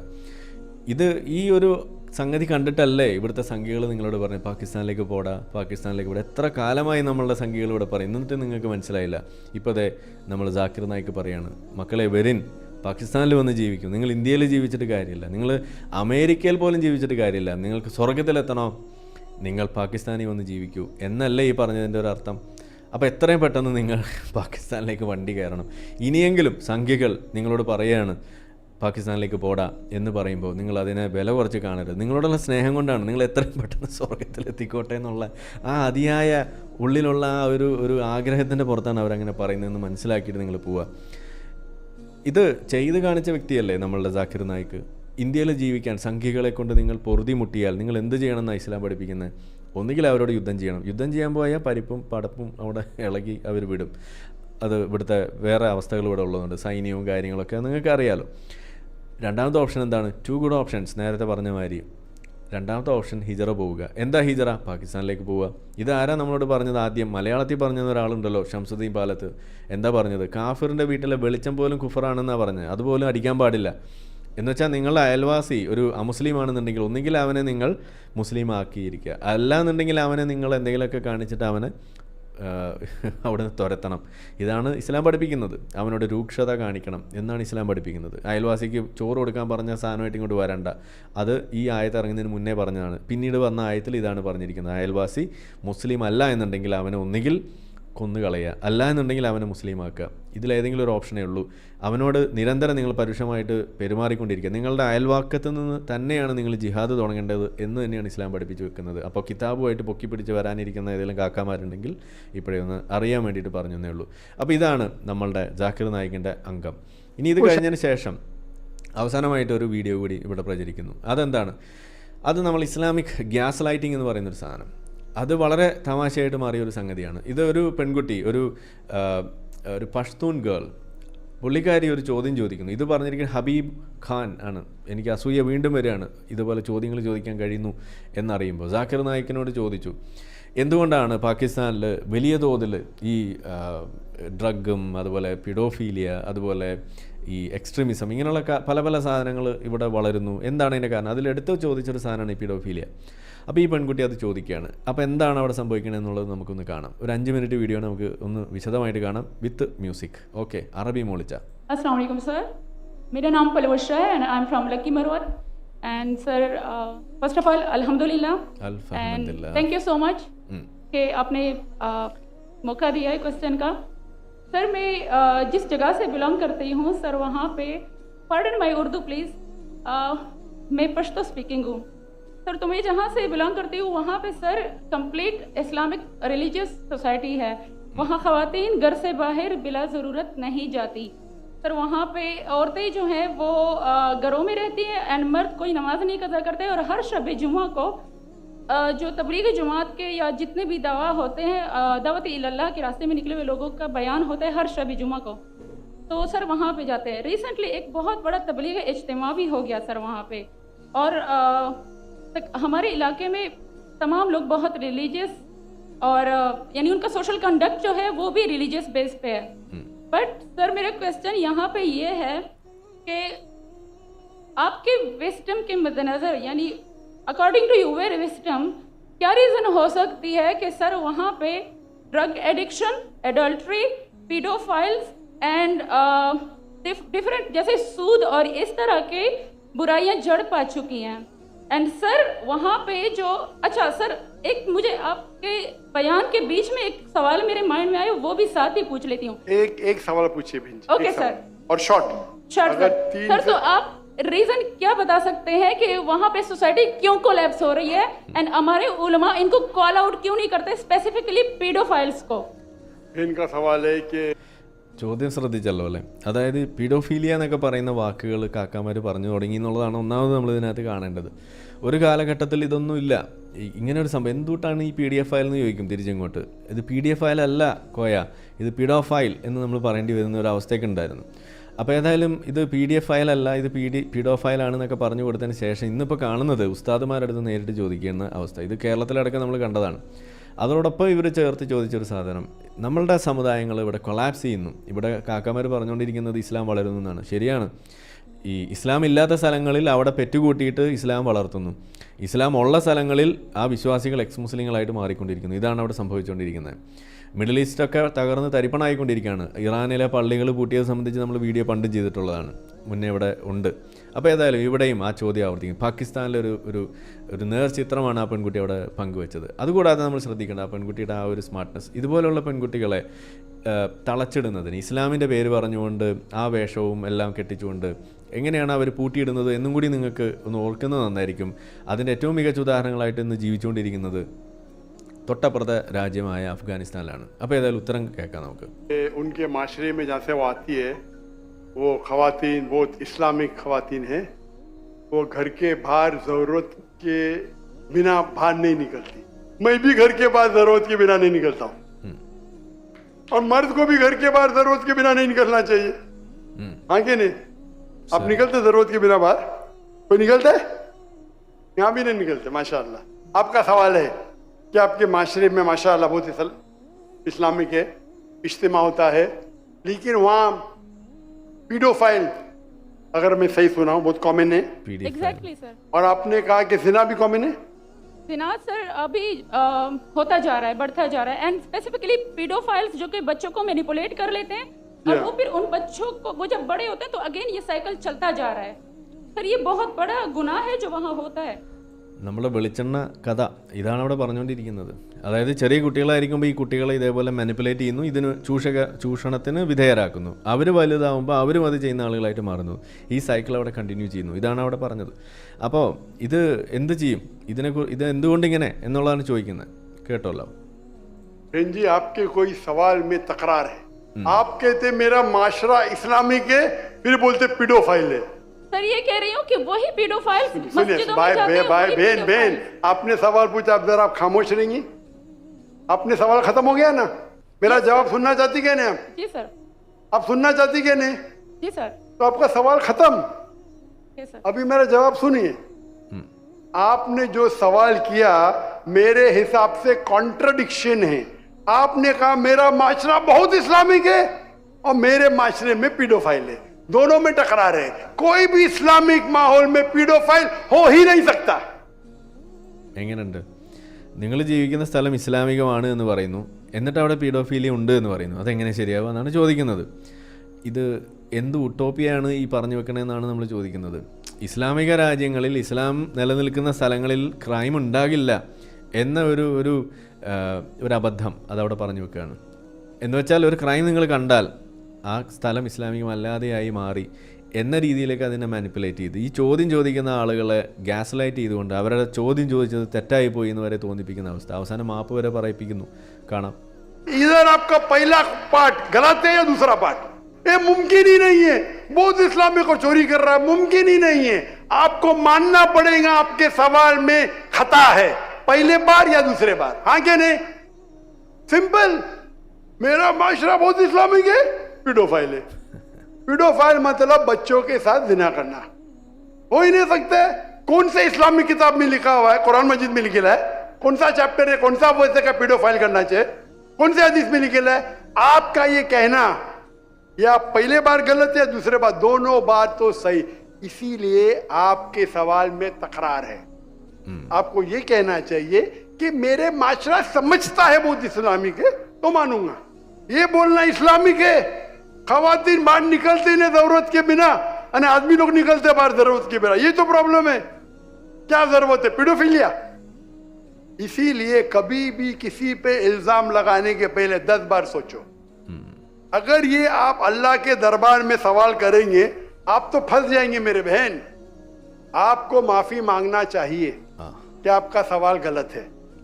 सर मेरा यही सवाल है कि वहाँ पे यही रिलीजियस लोग बहन जी, आपको पहला कबूल करने पड़ेगा मेरा सवाल। अगर आप कबूल नहीं करेंगे तो मेरा जवाब खत्म। ओके सर, मेरे सवाल की नौयत गलत है। नौयत गलत नहीं, सवाल गलत है, आप गलत है। आप ये इल्जाम लगा रहे आपके माशरे पे। पहला कहते इस्लामिक है, फिर कहते पीडोफिलिया, दोनों गलत है। दोनों में से एक तो सही रहेगा या एक गलत रहेगा। ये क्या होता है, आप मीडिया को सुन सुन के रिपीट करते हैं। दोनों तो सही हो ही नहीं सकता है। अगर दोनों सही है तो कुरान में गलती है ना, उस बिल्ला किधर कुरान में लिखेगा कि बच्चों लोग के साथ जिना करो? तो बहुत से बार ये मीडिया में काम है, इल्जाम लगाओ, सवाल पूछो, कुछ भी दो। कुरान मजीद में लिखा है सूरह हुजुरात में, सूरह नंबर 49 आयत नंबर 6, जब भी कोई इंफॉर्मेशन आता है आप तहकीक करो उसे दोहराने के पहले। आप सारे मजमे में दोहरा रहे हैं, हजारों का मजमा है, 20,000 25,000, और आप ये कह रहे हैं मेरा इस्लामिक माशरा है, फिर कोई पीडोफिलिया है, अने आप इस्लाम पे तोहमत लगा रहे मेरी बहन। അറബി മൂളിച്ച ഓക്കെ ആണല്ലോ അല്ലേ? എന്തായാലും ഇവിടെ ഇദ്ദേഹം പറഞ്ഞെന്താണെന്ന് നിങ്ങൾ മനസ്സിലായല്ലോ. ഇദ്ദേഹത്തിൻ്റെ ഒരു വിഷമം നിങ്ങൾ ശ്രദ്ധിച്ചോ എന്ന് എനിക്കറിയില്ല. ആ വിഷമം കണ്ടിട്ടാണ് സത്യത്തിൽ എനിക്ക് വിഷമമായത്. കാരണം മീഡിയയിൽ പലതും പറയും, നിങ്ങളത് ഏറ്റു പറഞ്ഞുകൊണ്ടിരിക്കുകയാണ് എന്നതാണ് അവിടെ പറഞ്ഞു വെച്ചൊരു സ്റ്റേറ്റ്മെൻറ്റ്. അതായത് ഇദ്ദേഹം പാകിസ്ഥാനിലായി പോയി എന്നതാണ് സത്യത്തിൽ ഇദ്ദേഹം നേരിട്ട ഏറ്റവും വലിയൊരു പ്രശ്നം. അല്ലായിരുന്നുണ്ടെങ്കിൽ ഇവിടുത്തെ സംഘി മീഡിയകൾ അങ്ങനെ പലതും പറയും, അതൊക്കെ നിങ്ങൾ ശരിയാണെന്നാണോ വെക്കുന്നത് എന്നൊരു ചോദ്യം ചോദിച്ച് അവൻ്റെ അണ്ണാക്കിൽ കൊടുക്കാമായിരുന്നു ആ പെൺകുട്ടിയുടെ. പക്ഷേ പാകിസ്ഥാനിൽ സംഘികളില്ലല്ലോ, അതാണ് അവിടുത്തെ പ്രശ്നമായത്. അതൊരു വല്ലാത്ത ബുദ്ധിമുട്ടാണ്, അതൊരു വല്ലാത്ത കഥയാണ്. എന്തായാലും അത് നിങ്ങളിവിടെ നേരിട്ട് കണ്ടു. അപ്പോൾ നമ്മളുടെ മുന്നിലൊരു പ്രശ്നമുണ്ടെങ്കിൽ ആ പ്രശ്നത്തെ നമ്മൾ അഡ്രസ്സ് ചെയ്യാൻ വേണ്ടിയിട്ട് ഇറങ്ങിത്തിരിക്കുമ്പോൾ അതിൽ ചോദ്യങ്ങൾ നമ്മൾ മുന്നോട്ട് വെക്കുമ്പോൾ അതിനെ തടയുന്നത് എങ്ങനെയാണ്? രണ്ട് രീതിയിലാണെന്നാണ് സാധാരണ പറയാറ്. അതിലൊരു രീതിയാണ് നമുക്കിവിടെ കാണാൻ സാധിക്കാറുണ്ടായിരുന്നുള്ളൂ. അതിൽ രണ്ടാമത്തെ രീതിയാണ് ഇപ്പോൾ ഇവിടെ നമ്മൾ കണ്ടത്. അതായത് ചോദ്യം ചോദിച്ച ആളെ അങ്ങ് ഗ്യാസ് ലൈറ്റ് ചെയ്ത് ചോദ്യം തന്നെ തെറ്റാണ്, അങ്ങനെ ഉണ്ടാവാനേ പാടില്ല, നിങ്ങൾ എന്ത് മണ്ണാങ്കട്ടയാണ് ഈ ചോദിക്കുന്നത് എന്ന രീതിയിലേക്കാക്കി, ഇതിപ്പോൾ ഞാൻ കുടുങ്ങിയല്ലോ എന്നുള്ള രീതിയിലേക്കാക്കി മാറ്റുക. ഒന്നാമത്തെ വഴി എന്താണ്? ആ ചോദ്യത്തെ ഡിസ്ക്രെഡിറ്റ് ചെയ്യാൻ വേണ്ടിയിട്ട് ഇതുപോലെ സംഘികളെ അല്ലെങ്കിൽ മറ്റേതെങ്കിലും ഇതേപോലുള്ള ആളുകളെ കൊണ്ടുവരും. അത് ഇന്ത്യയിലാകുമ്പോൾ സംഘിയാവും. നിങ്ങൾ ഒരു വെസ്റ്റേൺ രാജ്യത്ത്, ഒരു യൂറോപ്പിലെ ഏതെങ്കിലും ഒരു രാജ്യത്താണെന്നുണ്ടെങ്കിൽ അവിടെ ഉടനെ റേസിസ്റ്റുകൾ അല്ലെങ്കിൽ അവിടുത്തെ തീവ്ര റൈറ്റ് വിങ്, ഫാർ റൈറ്റ് എന്നൊക്കെ പറയുന്ന ആളുകൾ നിങ്ങൾ അവരിൽപ്പെട്ടവരാണ് എന്ന് പറഞ്ഞുകൊണ്ട് അതിനെ ഡിസ്ക്രെഡിറ്റ് ചെയ്യുക, ആ ചോദ്യത്തെ ഇൻവാലിഡേറ്റ് ചെയ്യുക. ഇതാണ് അവിടെ നടക്കുന്നത്. അപ്പോഴും ആ വിഷയം അഡ്രസ്സ് ചെയ്യപ്പെടാതെ പോകുന്നു. ഇതാണ് സംഭവിക്കുന്നത്. അപ്പോൾ ഇവിടെ നമ്മൾ സാധാരണ ചോദിക്കാറുണ്ട്, എന്തുകൊണ്ട് മദ്രസാ പീഡനം നമ്മളിതുപോലെ വാർത്തയാക്കുന്നു? നിങ്ങളെന്തുകൊണ്ട് ക്രിസ്ത്യൻ സഭകളിൽ നടക്കുന്ന വിഷയത്തെ വാർത്തയാക്കുന്നില്ല എന്നൊക്കെ ചോദിക്കുന്ന നിങ്ങൾ കേട്ടിട്ടുണ്ടാവും. ഹിന്ദുക്കളുടെ കാര്യം പറയാൻ മാത്രമുള്ള മദ്രസയൊന്നും അവിടെ നടക്കുന്നില്ല, അതുകൊണ്ട് അത് വെറുതെ വിടുകയാണ് നമ്മൾ. എന്നാൽ ഇപ്പോൾ ക്രിസ്ത്യൻ മേഖലയിൽ നടക്കുന്ന സംഗതി വരുമ്പോൾ നിങ്ങൾ ശ്രദ്ധിച്ചിട്ടുണ്ടാവും, അതിനെ അഡ്രസ്സ് ചെയ്യാൻ വേണ്ടി പോപ്പ് വരെ രംഗത്ത് വരികയാണ്. ഇത് ചെയ്ത ആളുകളെ പൂട്ടണം എന്ന് വന്ന് പറഞ്ഞത് ആരാണ്? ഇവിടുത്തെ പോപ്പ് തന്നെയാണ്. അപ്പോൾ ആ വിഷയത്തെ അഡ്രസ്സ് ചെയ്യാൻ വേണ്ടിയിട്ട് വൈകിയാണെങ്കിൽ പോലും അതിനുവേണ്ടി ആളുകൾ ഇറങ്ങിത്തിരിക്കുന്നു. പക്ഷേ ഇവിടെ ലോകത്ത് ഏറ്റവും കൂടുതൽ മദ്രസാ പീഡനങ്ങൾ നടക്കുന്നത് ഒരു പക്ഷേ പാകിസ്ഥാൻ തന്നെയാണ് എന്ന് നമ്മൾ വേണമെങ്കിൽ പറയാം. എന്തായാലും രണ്ടാം സ്ഥാനം കേരളത്തിലാണെന്ന് നമുക്ക് വേണമെങ്കിൽ സമ്മതിച്ചു കൊടുക്കാം. ഒന്നാം സ്ഥാനം നമുക്ക് കിട്ടില്ല. അപ്പോൾ അങ്ങനെ വരുന്ന സമയത്ത് ആ വിഷയത്തെ അഡ്രസ്സ് ചെയ്യാൻ വേണ്ടിയിട്ട് ഇത് ഒരു ഒന്നാമത്തെ രണ്ടാമത്തെ തവണയല്ല കേട്ടോ നമ്മളിത് ഇവിടെ പറയുന്നത്. എനിക്ക് തോന്നുന്നു നമ്മൾ ഹാരിസ് സുൽത്താൻ്റെ ചാനൽ നിങ്ങൾ കണ്ടിട്ടുണ്ട് എന്നുണ്ടെങ്കിൽ ഹാരിസ് സുൽത്താൻ്റെ പാകിസ്ഥാനി മുർത്തദ് അങ്ങനെ കണ്ടാണ് പേര്. ആ ചാനലിൽ നിങ്ങൾക്ക് ഇതുപോലെ ഈ വിഷയങ്ങളൊക്കെ വലിയ തോതിൽ ചർച്ച ചെയ്ത് നിങ്ങൾക്ക് അവിടെ കാണാം. അതായത് നമ്മളെങ്ങനെയാണോ ഈ മദ്രസ പീഡനത്തെക്കുറിച്ച് ചർച്ച ചെയ്തത് സമാനമായ രീതിയിൽ ഉറുദുവിൽ പാകിസ്ഥാനിലെ വിഷയങ്ങൾ അഡ്രസ്സ് ചെയ്തിട്ടുള്ള വ്യക്തിയാണ് ഹാരിസ് സുൽത്താൻ. ആ ചാനലിൽ നിങ്ങൾ പോയാൽ കാണാം. ഇത് വളരെ വ്യാപകമാണ്. പാകിസ്ഥാനിലെ മദ്രസകളുടെ എണ്ണവും അധികമാണ്. അവിടെ നടക്കുന്ന പീഡനം അതിനേക്കാൾ വലിയ തോതിലാണ് നടന്നുകൊണ്ടിരിക്കുന്നത്. ആൺകുട്ടികളും പെൺകുട്ടികളും പീഡിക്കപ്പെടുന്നു. ഇതാണ് അവിടെ സംഭവിച്ചുകൊണ്ടിരിക്കുന്നത്. അപ്പോൾ ഇതിനെക്കുറിച്ച് ചോദിച്ചപ്പോൾ പറയുന്നത് എന്താണ്? അപ്പോൾ നമ്മളിവിടെ പരിശോധിക്കാൻ പോകുന്നത് സത്യത്തിൽ ഇസ്ലാമിൽ പീഡോഫീലി ഉണ്ടോ എന്നാണ്. ഇദ്ദേഹം ഇവിടെ പറഞ്ഞതിൽ ഒരു കാര്യം പറഞ്ഞു. എവിടെയാണ് കുട്ടികളിൽ സിന ചെയ്യുക, എവിടെയാണ് കിതാബിൽ എന്നാണ് ചോദിച്ചത്. കുട്ടികളുടെ മേലെ നിങ്ങൾ നടത്തുന്ന ലൈംഗിക അതിക്രമത്തെ സിന എന്നാണോ ഇസ്ലാമിൽ വിശേഷിപ്പിക്കുക? അതല്ലല്ലോ. സിന എന്ന് പറഞ്ഞുകൊണ്ട് അവിടെ ഇസ്ലാം പഠിപ്പിക്കുന്നത് എപ്പോഴും സ്ത്രീകളും പുരുഷനും തമ്മിലുള്ള ബന്ധമായിട്ടാണ് അവിടെ കാണുന്നത്. ആൺകുട്ടികളെ ഉപയോഗിക്കുന്ന പുരുഷന്മാരെ സിനയായിട്ട് അവിടെ കണക്കാക്കിയിട്ടില്ല എന്ന് മാത്രമല്ല, അവിടെ എന്താണ് നമ്മൾ മുന്നേ ചർച്ച ചെയ്തൊരു വിഷയമുണ്ട്, വെളിച്ചെണ്ണ കഥകൾ എന്ന് പറഞ്ഞിട്ടാണെന്നാണ് ടൈറ്റിൽ ഞാൻ ഓർക്കുന്നത്. എന്തായാലും അതിൽ നമ്മളുടെ NCPCR national commission for protection of child rights, നമ്മൾ ഇന്ത്യയിലൊരു ബോഡി, അവർ ദിയോബന്ദ് ആ മദ്രസയിൽ നടത്തിയ ഒരു പരാതിയുടെ പേരിൽ നടത്തിയ അന്വേഷണത്തിൽ അവിടെ കണ്ടെത്തിയത്, അവിടെ പഠിപ്പിക്കുന്ന ബഹസ്തി സവർ എന്ന് പറയുന്ന പുസ്തകം, ആ പുസ്തകത്തിൽ പഠിപ്പിച്ചു വെക്കുന്ന കാര്യങ്ങൾ, ഒരു ഫത്വ കൊടുത്തപ്പോൾ അതിൽ ഉത്തരമായിട്ട് കൊടുത്ത കാര്യങ്ങൾ, ഇതെല്ലാം നമ്മളിവിടെ ചർച്ച ചെയ്യണം. എന്താണ് അതിൽ പറയുന്നത്? നിങ്ങൾ ഒരു രോഗിയെ, കിടപ്പിലായ രോഗിയെ, മൃഗത്തെ, ചെറിയ കുട്ടികളെ ഒക്കെ ഇതേപോലെ ലൈംഗികമായിട്ട് ഉപയോഗിച്ചാൽ അത് ഉപയോഗിക്കരുത് എന്നല്ല അവിടെ പഠിപ്പിച്ചത്. ഉപയോഗിച്ചാൽ നിങ്ങൾ കുളിച്ചാൽ മതി, നിങ്ങൾ ഒളുവെടുത്താൽ മതി എന്ന് പഠിപ്പിക്കുന്ന ഫത്വ, അത് കിതാബിൽ വരെ എഴുതി വെച്ചത് നമ്മളിവിടെ വായിച്ചു. ഏത് മദ്രസയിലാണ് ഇതൊക്കെ പഠിപ്പിക്കുന്നതെന്നൊക്കെ ആരെങ്കിലും ചോദിച്ചു വരികയാണെങ്കിൽ ആ മദ്രസയുടെ അഡ്രസ്സ് അടക്കം ഞാൻ പറഞ്ഞുതരാം. ദിയോബന്ദി മദ്രസ, ഉത്തർപ്രദേശ്, ഇതാണ് ആ മദ്രസ. അവിടെ പോയിട്ട് നിങ്ങൾക്ക് പരിശോധിക്കാം. അപ്പോൾ ഇത് നമ്മളിവിടെ ചർച്ച ചെയ്തിട്ടുള്ള ഒരു വീഡിയോ സ്പെസിഫിക് ആയിട്ട് അത് ചെയ്തിട്ടുണ്ട്. അപ്പോൾ അതിൽ കൃത്യമായിട്ട് പറയുന്നു എന്ത്, ഇതൊരു പാപമല്ല എന്നല്ല അവിടെ പാപമാണ് എന്നല്ല അവിടെ പറഞ്ഞു വെക്കുന്നത്. ഇതൊരു കുളിച്ചാൽ ഒന്ന് കഴുകിയാൽ പോകുന്ന, ഒരു സോപ്പിട്ട് കളഞ്ഞാൽ പോകുന്നൊരു പ്രശ്നം എന്ന രീതിയിൽ പറഞ്ഞു വെക്കുമ്പോൾ ഇതെങ്ങനെയാണ് ഒരു ഡിറ്ററൻ്റായിട്ട് ഇത് വർത്തിക്കുക? നിങ്ങൾ സ്വയം ചോദിക്കുക. വിശ്വാസികൾ അറിയാൻ വേണ്ടിയിട്ടാണ് ഈ പറയുന്നത്. ഇസ്ലാമിലെ കിതാബുകൾ പഠിപ്പിക്കുന്ന സാധനമാണ് ഇത്. കൂടാതെ ഈ പീഡോഫീലിയ എന്ന് പറയുമ്പോൾ അതിനകത്ത് ആൺകുട്ടികളെ ഉപയോഗിക്കുന്നത് തൽക്കാലം നമ്മൾ മാറ്റിവെക്കാം. പെൺകുട്ടികളെ ഉപയോഗിക്കുന്നതിനെ കുറിച്ച് എങ്ങനെയാണ് അവിടെ പറഞ്ഞു വെക്കുന്നത്? സിനയല്ല നമ്മൾ ഉദ്ദേശിക്കുന്നത്. ചെറിയ കുട്ടികളെ, പെൺകുട്ടികളാണെന്നുണ്ടെങ്കിൽ അവരെ വിവാഹം എന്ന ഉദ്ദേശം തന്നെയാണെങ്കിൽ പോലും ചെറിയ കുട്ടികളോട് പ്രത്യേകമായ ഒരു ആരാധന, അത് തുടങ്ങുന്ന അത് കാണിക്കുന്ന ഒരവസ്ഥ. അപ്പോൾ അത് സംബന്ധിച്ചിട്ടൊരു ചോദ്യം ഇവിടെ വരികയാണ്. ജാക്കിർ നായിക്ക് പണ്ട് കൊടുത്തിട്ടുള്ള ഉത്തരമാണ്. ഇതിപ്പോൾ നമുക്ക് പണികളൊക്കെ എളുപ്പമാണ്, ഇവരൊക്കെ തന്നെ പണ്ടേ ഉത്തരമൊക്കെ പറഞ്ഞു വെച്ചിട്ടുള്ളതുകൊണ്ട് അതുകൊണ്ട് നമ്മൾ വെറുതെ റീപ്ലൈ ചെയ്യുന്നു. ഇത് നമുക്കിവിടെ കേൾക്കാം. 112 years old guy got married to this 13-year-old girl. You can marry a woman the moment she gets matured. If she reaches puberty, you can marry. That is Islam. For a man, the moment reaches puberty till he dies. അത് തെറ്റാണ് കേട്ടോ. ഈ പെൺകുട്ടി puberty ആകണമെന്നൊരു നിയമം ഇസ്ലാമിലില്ല. അത് ഇവരിപ്പോൾ പറഞ്ഞ് അങ്ങനെ ആക്കുന്നതാണ്. പക്ഷേ ഇത് പറഞ്ഞ് വരുന്ന സമയത്ത് ചില ആളുകൾ തിരിച്ചു ചോദിക്കാൻ തുടങ്ങി ഇതേ ചോദ്യം. അങ്ങനെ ഇവിടെ പറഞ്ഞിരിക്കുന്നത്. കാരണം വിവാഹം കഴിക്കണമെന്നുണ്ടെങ്കിൽ പ്യൂബർട്ടി ആകണമെന്നില്ല. ഒന്നാമത്തെ കാര്യം ഇദ്ദ എന്ന് പറയുന്ന സാധനം, അതായത് വിവാഹമോചനം അല്ലെങ്കിൽ ഭർത്താവ് കൊല്ലപ്പെടുകയൊക്കെ ചെയ്ത് കഴിയുമ്പോൾ ഉണ്ടാകുന്ന ഇദ്ദ എന്ന് പറയുന്ന സാധനം, അതിൻ്റെ നിയമം പറയുന്നിടത്ത്, അതിന് കൃത്യമായിട്ടൊരു നമ്പറൊക്കെ പറയുന്നിടത്ത് അവിടെ എടുത്തു പറയുന്നൊരു കാര്യമാണ് ഋതുമതികളല്ലാത്ത സ്ത്രീകളാണെങ്കിലും എന്ന് പറഞ്ഞു വെക്കുമ്പോൾ എന്താ അതിൻ്റെ അർത്ഥം? അതായത് നിങ്ങൾക്ക് ഋതുമതി അല്ലാത്ത സ്ത്രീകളെയും കല്യാണം കഴിക്കാം. അങ്ങനെയുള്ള സ്ത്രീകൾക്കും ഇദ്ദാകാലം ഇന്നതാണെന്ന് പറഞ്ഞിട്ട് അവിടെ പറഞ്ഞു വെക്കുമ്പോൾ അവിടെ നമുക്ക് ഈ വാദം പൊളിയാണ്. അപ്പോൾ അതുകൊണ്ട് ഇത് കള്ളത്തരമാണ്. ഈ ദാവാ പ്രവർത്തകർ നടത്തുന്ന കള്ളത്തരങ്ങൾ മനസ്സിലാക്കിയിട്ടും കൂടിയാണ് നമ്മൾ ഈ മതം വിടുന്നത്. കാരണം ഒരു സ്ഥലത്ത് ഒന്ന് പറയും, വേറെ സ്ഥലത്ത് വേറൊരെണ്ണം പറയും, ഉള്ളത് പറയാതെ ഒളിപ്പിച്ച് വെക്കും. ഇതൊക്കെയാണ് നമ്മൾ കാണുന്നത്. അപ്പോൾ ഇവിടെ ഒരു കാര്യം, 13 വയസ്സുകാരി 12 വയസ്സുള്ള കുട്ടികളെ 112 വയസ്സുള്ള ആൾ കല്യാണം കഴിച്ചത് ശരിയോ തെറ്റോ? അത് പീഡോഫീലി അല്ല എന്നാണ് ചോദിക്കുന്നത്. അപ്പോൾ അവിടെ ചോദിക്കുമ്പോൾ ഉത്തരം പറയുന്നതാണ് ഇസ്ലാമിൽ 12 വയസ്സായിട്ടുള്ള കുട്ടിക്ക് പ്യൂബർട്ടി ആയി കഴിഞ്ഞാൽ കല്യാണം കഴിക്കാം എന്ന് പറഞ്ഞിട്ട് തുടങ്ങുന്ന ആ മണ്ടൻ ഉത്തരം നമുക്ക് അറബി മൂളിച്ചയുടെ ആ ബാക്ക്ഗ്രൗണ്ടിൽ നമുക്കൊന്ന് കേൾക്കാം. You can marry anyone. Choice is his. Who are we to object? He is willing and the woman is willing. But the man is 112 years old. Medical science tells us even a man of 112 years can procreate. No, he wants to marry a 13-year-old girl who has reached puberty. What is your problem? If a woman of 13 years old finds a virtuous man of 112 years, I would prefer. If I know he's virtuous, I would not mind giving my daughter. If I know that he's a virtuous man and will see to it that he takes my daughter to Jannah, I would not mind. Hope my answer clears your question. ഇതാണ് last പറയാം. എല്ലാം വളരെ ക്ലിയറാണ്.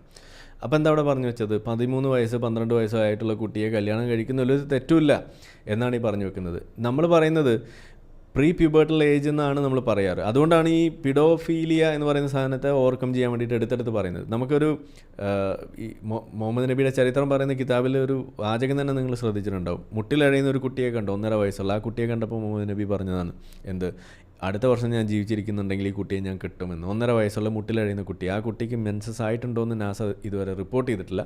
ഉണ്ടെങ്കിൽ നമുക്ക് അപ്പോൾ നോക്കാം. അപ്പോൾ ഇതാണ് ഇസ്ലാമിലെ പീഡോഫിലിയ. ഇനി വേറൊരു വിദ്വാൻ, നമ്മളുടെ ഇന്നത്തെ വിശ്വാസികളുടെ ഏറ്റവും വലിയൊരു ഒരു പോരാളിയാണ് അലി ദാവ. പുള്ളിക്കാരൻ പറയുന്നൊരു സാധനം കൂടി നിങ്ങൾക്ക് ഇവിടെ കേൾക്കാം.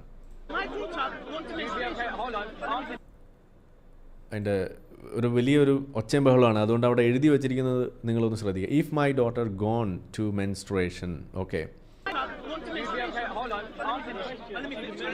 If my daughter reached the age of menstruation at 9 years old, I would say you are ready. You are ready to get married. However, it's forbidden for me to divorce her. If she says, Dad, I don't want to get married. No, but say she does. Okay, എന്താ അവിടെ പറഞ്ഞത്? അതായത് എൻ്റെ 9 വയസ്സായ മകൾ, അവൾ menstruation തുടങ്ങിയാലും അവളോട് ഞാൻ പറയും, മോളെ നീ കല്യാണപ്രായമായി എന്ന്. നമ്മളെ കോയ കോളിങ്ങിൽ എനിക്ക് തോന്നുന്നു തുടക്ക സമയത്ത് വിളിച്ചൊരു ആളുണ്ട്, ആർമാദം കോയ എന്നാണ് നമ്മളതിന് പേരിട്ടിരിക്കുന്നത്. ആർമാദം കോയ എന്ന് പറഞ്ഞു. ആർമാദം കോയയോട് നമ്മൾ ചോദിച്ചു, ഈ 6 വയസ്സ് മാത്രമേ നിങ്ങൾക്ക് പറയാനുള്ളൂ എന്നൊക്കെ ചോദിച്ചാണ് പുള്ളി തുടങ്ങി. അപ്പോൾ നമ്മൾ തിരിച്ചാളോട് ചോദിച്ചാണ്, നിങ്ങൾക്കൊരു 6 വയസ്സുള്ള കുട്ടിയുണ്ട് എങ്കിൽ നിങ്ങൾ ഇതേപോലെ കല്യാണം കഴിപ്പിച്ച് കൊടുക്കുമെന്ന് ചോദിച്ചപ്പോൾ ഞാൻ കൊടുക്കും, അവൾക്ക് അതിനുള്ള പ്രായമായി എന്ന് എനിക്ക് തോന്നിയാൽ ഞാൻ കൊടുക്കുമെന്നാണ് പറഞ്ഞത്. അപ്പോൾ മുഹമ്മദ് നബിയുടെ ഈ 6 വയസ്സിലുള്ള കല്യാണവും അത് സംബന്ധിച്ചിട്ടുള്ള ഈ തർക്കങ്ങൾ ഇവിടെ നിൽക്കുമ്പോൾ സ്വാഭാവികമായിട്ടും ഇവിടെ സംഭവിക്കുന്ന എന്താണ്? ഇതെല്ലാം വിശ്വാസികൾ അറിയുന്നു. അവർ ഈ PDF ഫയൽ എന്ന് പറയുന്ന സാധനം അത് PDF ഫയലല്ല, അത് പിഡോഫീലിയയാണ് ഇവിടെ ഉദ്ദേശിക്കുന്നതെന്ന് തിരിച്ചറിയുകയും അത് അവർ സ്വയം ചോദിക്കുന്ന അവസ്ഥയിലേക്ക് വരികയും ചെയ്യുന്നു. അപ്പോൾ നിങ്ങൾ ഇവിടെ കണ്ടത് എന്താണ്? ഒരുപാട് ചോദ്യങ്ങൾ ഇസ്ലാമിൽ അരങ്ങേറിക്കൊണ്ടിരിക്കുന്ന വിഷയങ്ങൾ. ഇസ്ലാമിലെ സ്ത്രീ വിരുദ്ധത നിങ്ങളിവിടെ കണ്ടു. ഇസ്ലാമിൽ ഈ ഓർഫൻസിനെ എങ്ങനെയാണ് കൈകാര്യം ചെയ്യുന്നത്? അവർക്കൊരു മാന്യമായ ജീവിതം പോലും നിഷേധിച്ചുകൊണ്ട് അവരെ ഇതേപോലെ ഓർഫനേജുകളിൽ തളച്ചിടുന്ന ഒരു അവസ്ഥയിലേക്ക് വരെ കൊണ്ടെത്തിക്കുന്നതിന് വേണ്ടി വഴിവെച്ചത് എന്താണ്? മുഹമ്മദ് നബിയുടെ കാമപ്രാന്ത്. അമ്മായിയുടെ മോളെ സൈനബിനെ കല്യാണം കഴിക്കാൻ വേണ്ടിയിട്ട് സ്വന്തം വളർത്തു മകനെ അവിടെ ഒന്നും അകറ്റാൻ വേണ്ടിയിട്ട് ചെയ്തൊരു പണിയാണ് അവിടെ കാണിച്ചത്. ആ ദത്ത് സമ്പ്രദായം അവിടെ ഹറാമാക്കിയ ഒരു പ്രവൃത്തി. കാമപ്രാന്തല്ലാതെ വേറെ എന്താണ് അതിൻ്റെ പിന്നിലുള്ളത് നിങ്ങൾ ആലോചിക്കാം. ഇങ്ങനെയുള്ള സാധനങ്ങൾ വെച്ചുകൊണ്ട് അതേപോലെ പലതും നമ്മളിവിടെ കണ്ടു. 3-4 വിഷയങ്ങളാണ് നമ്മളിവിടെ പറഞ്ഞത്. സ്ത്രീകളെ ഇതുപോലെ റേപ്പ് ഒബ്ജക്ട്സ് ആയിട്ട് ഇവിടെ ചിത്രീകരിക്കുക, റേപ്പ് കൾച്ചറിന് വേണ്ടിയിട്ട് ഇവിടെ കാര്യങ്ങൾ പറഞ്ഞു നോക്കി. ഇതെല്ലാം നമ്മളിവിടെ ഓരോന്നോരോന്നായിട്ട് കണ്ടു. ഇങ്ങനെയുള്ള സാധനങ്ങളൊക്കെ ഇന്നിവിടെ ഉണ്ടെന്ന് മാത്രമല്ല, ഇതിന്ന് വിശ്വാസികൾ ചോദിക്കുന്ന അവസ്ഥയിലേക്ക് വരെ കൊണ്ടെത്തിക്കുന്നു. അതും ഓൾറെഡി ഈ പാകിസ്ഥാൻ നേരിടുന്ന ഒരു വലിയൊരു വെല്ലുവിളിയെക്കുറിച്ച് നമ്മൾ മുന്നേ പറഞ്ഞിട്ടുള്ളതാണ്.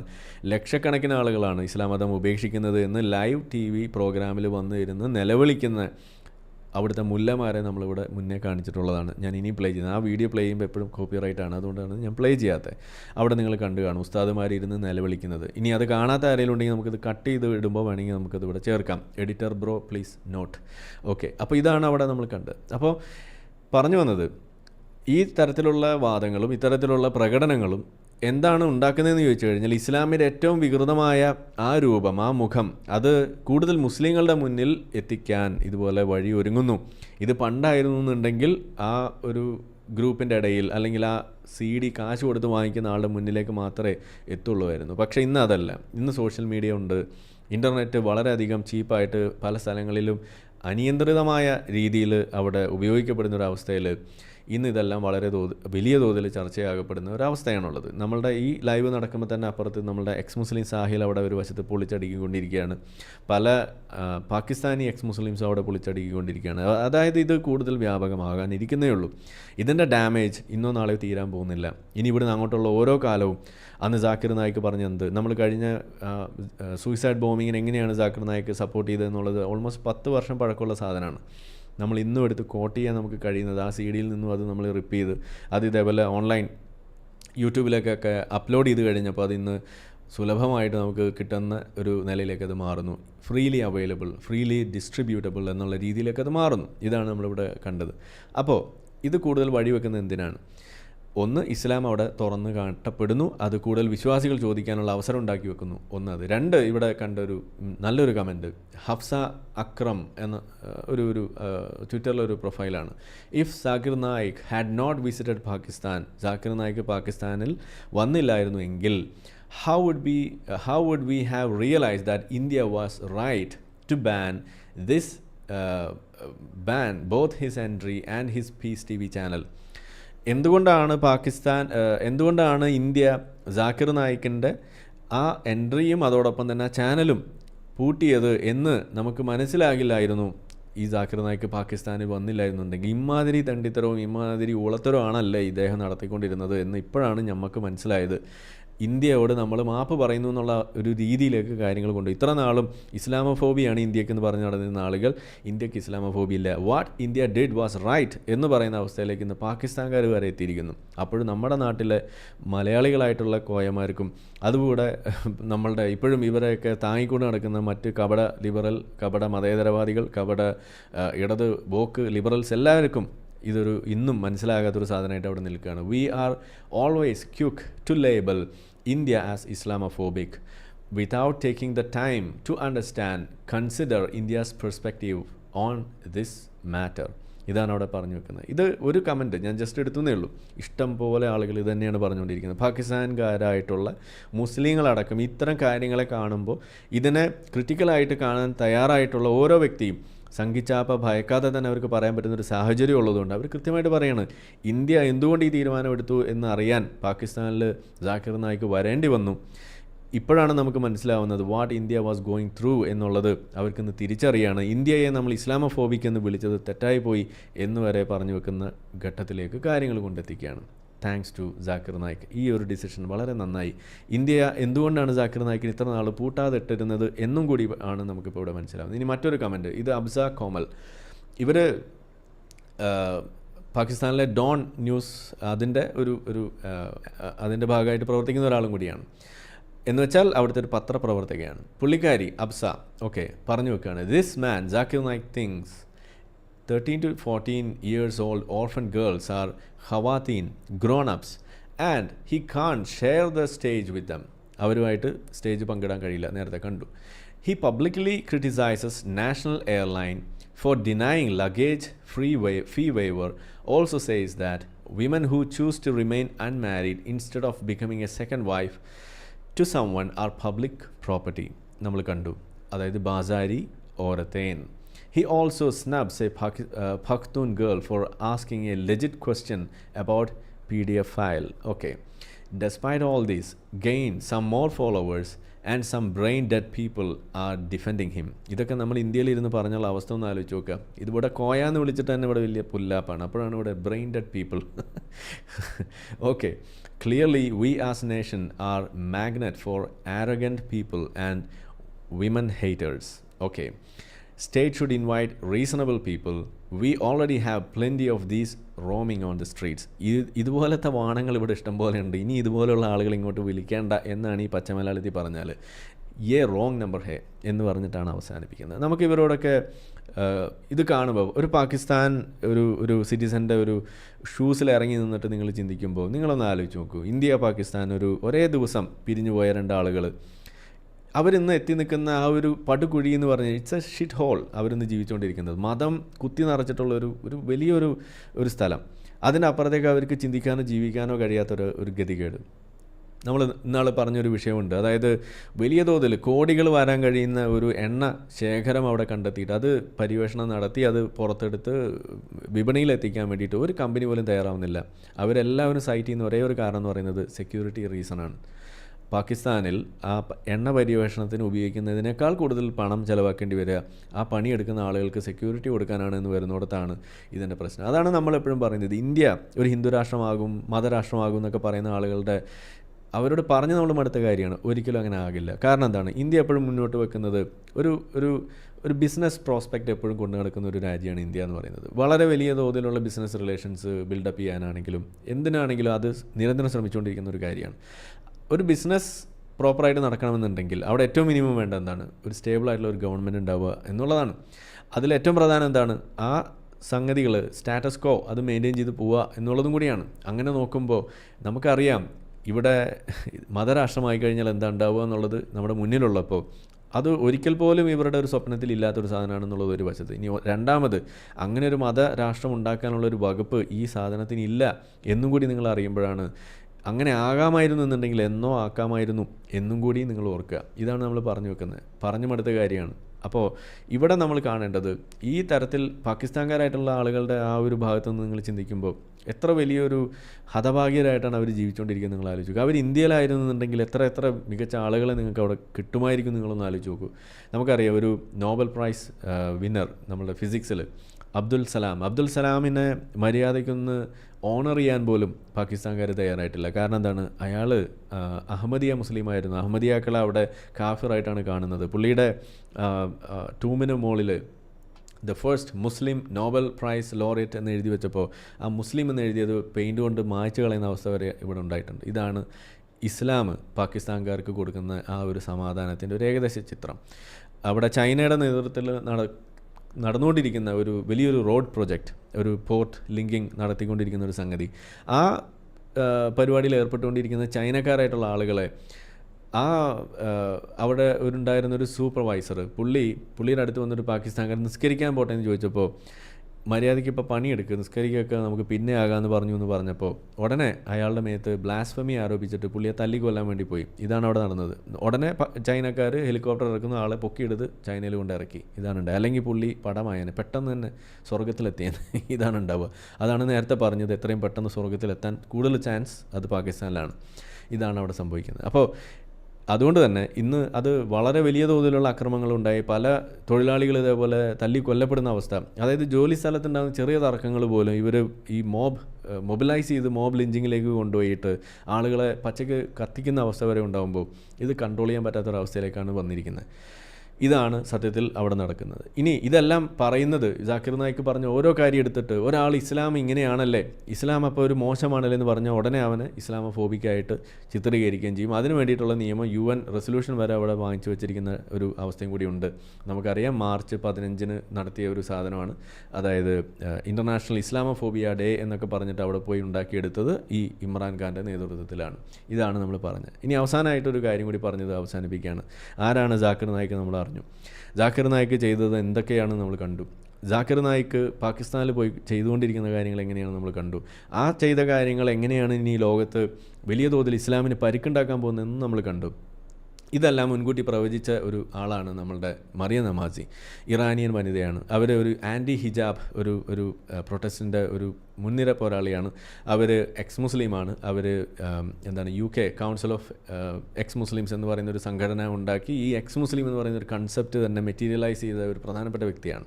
അപ്പോൾ അവർ പണ്ട് പറഞ്ഞൊരു കാര്യമാണ്, ഇത് internet and social media is doing to Islam what the printing press did in the past to Christianity, because it's one way in which masses of people can connect with each other, can hear ideas that are taboo and forbidden.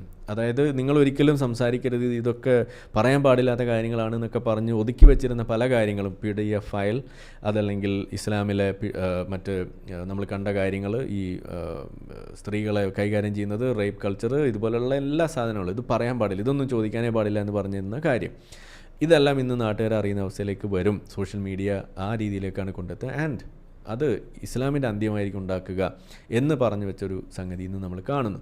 അത് ഓർത്തത് സത്യം പറഞ്ഞു കഴിഞ്ഞാൽ ഈ ഒരു video ഞാൻ വേറെ ചെയ്യാൻ വേണ്ടി വിചാരിച്ചതായിരുന്നു.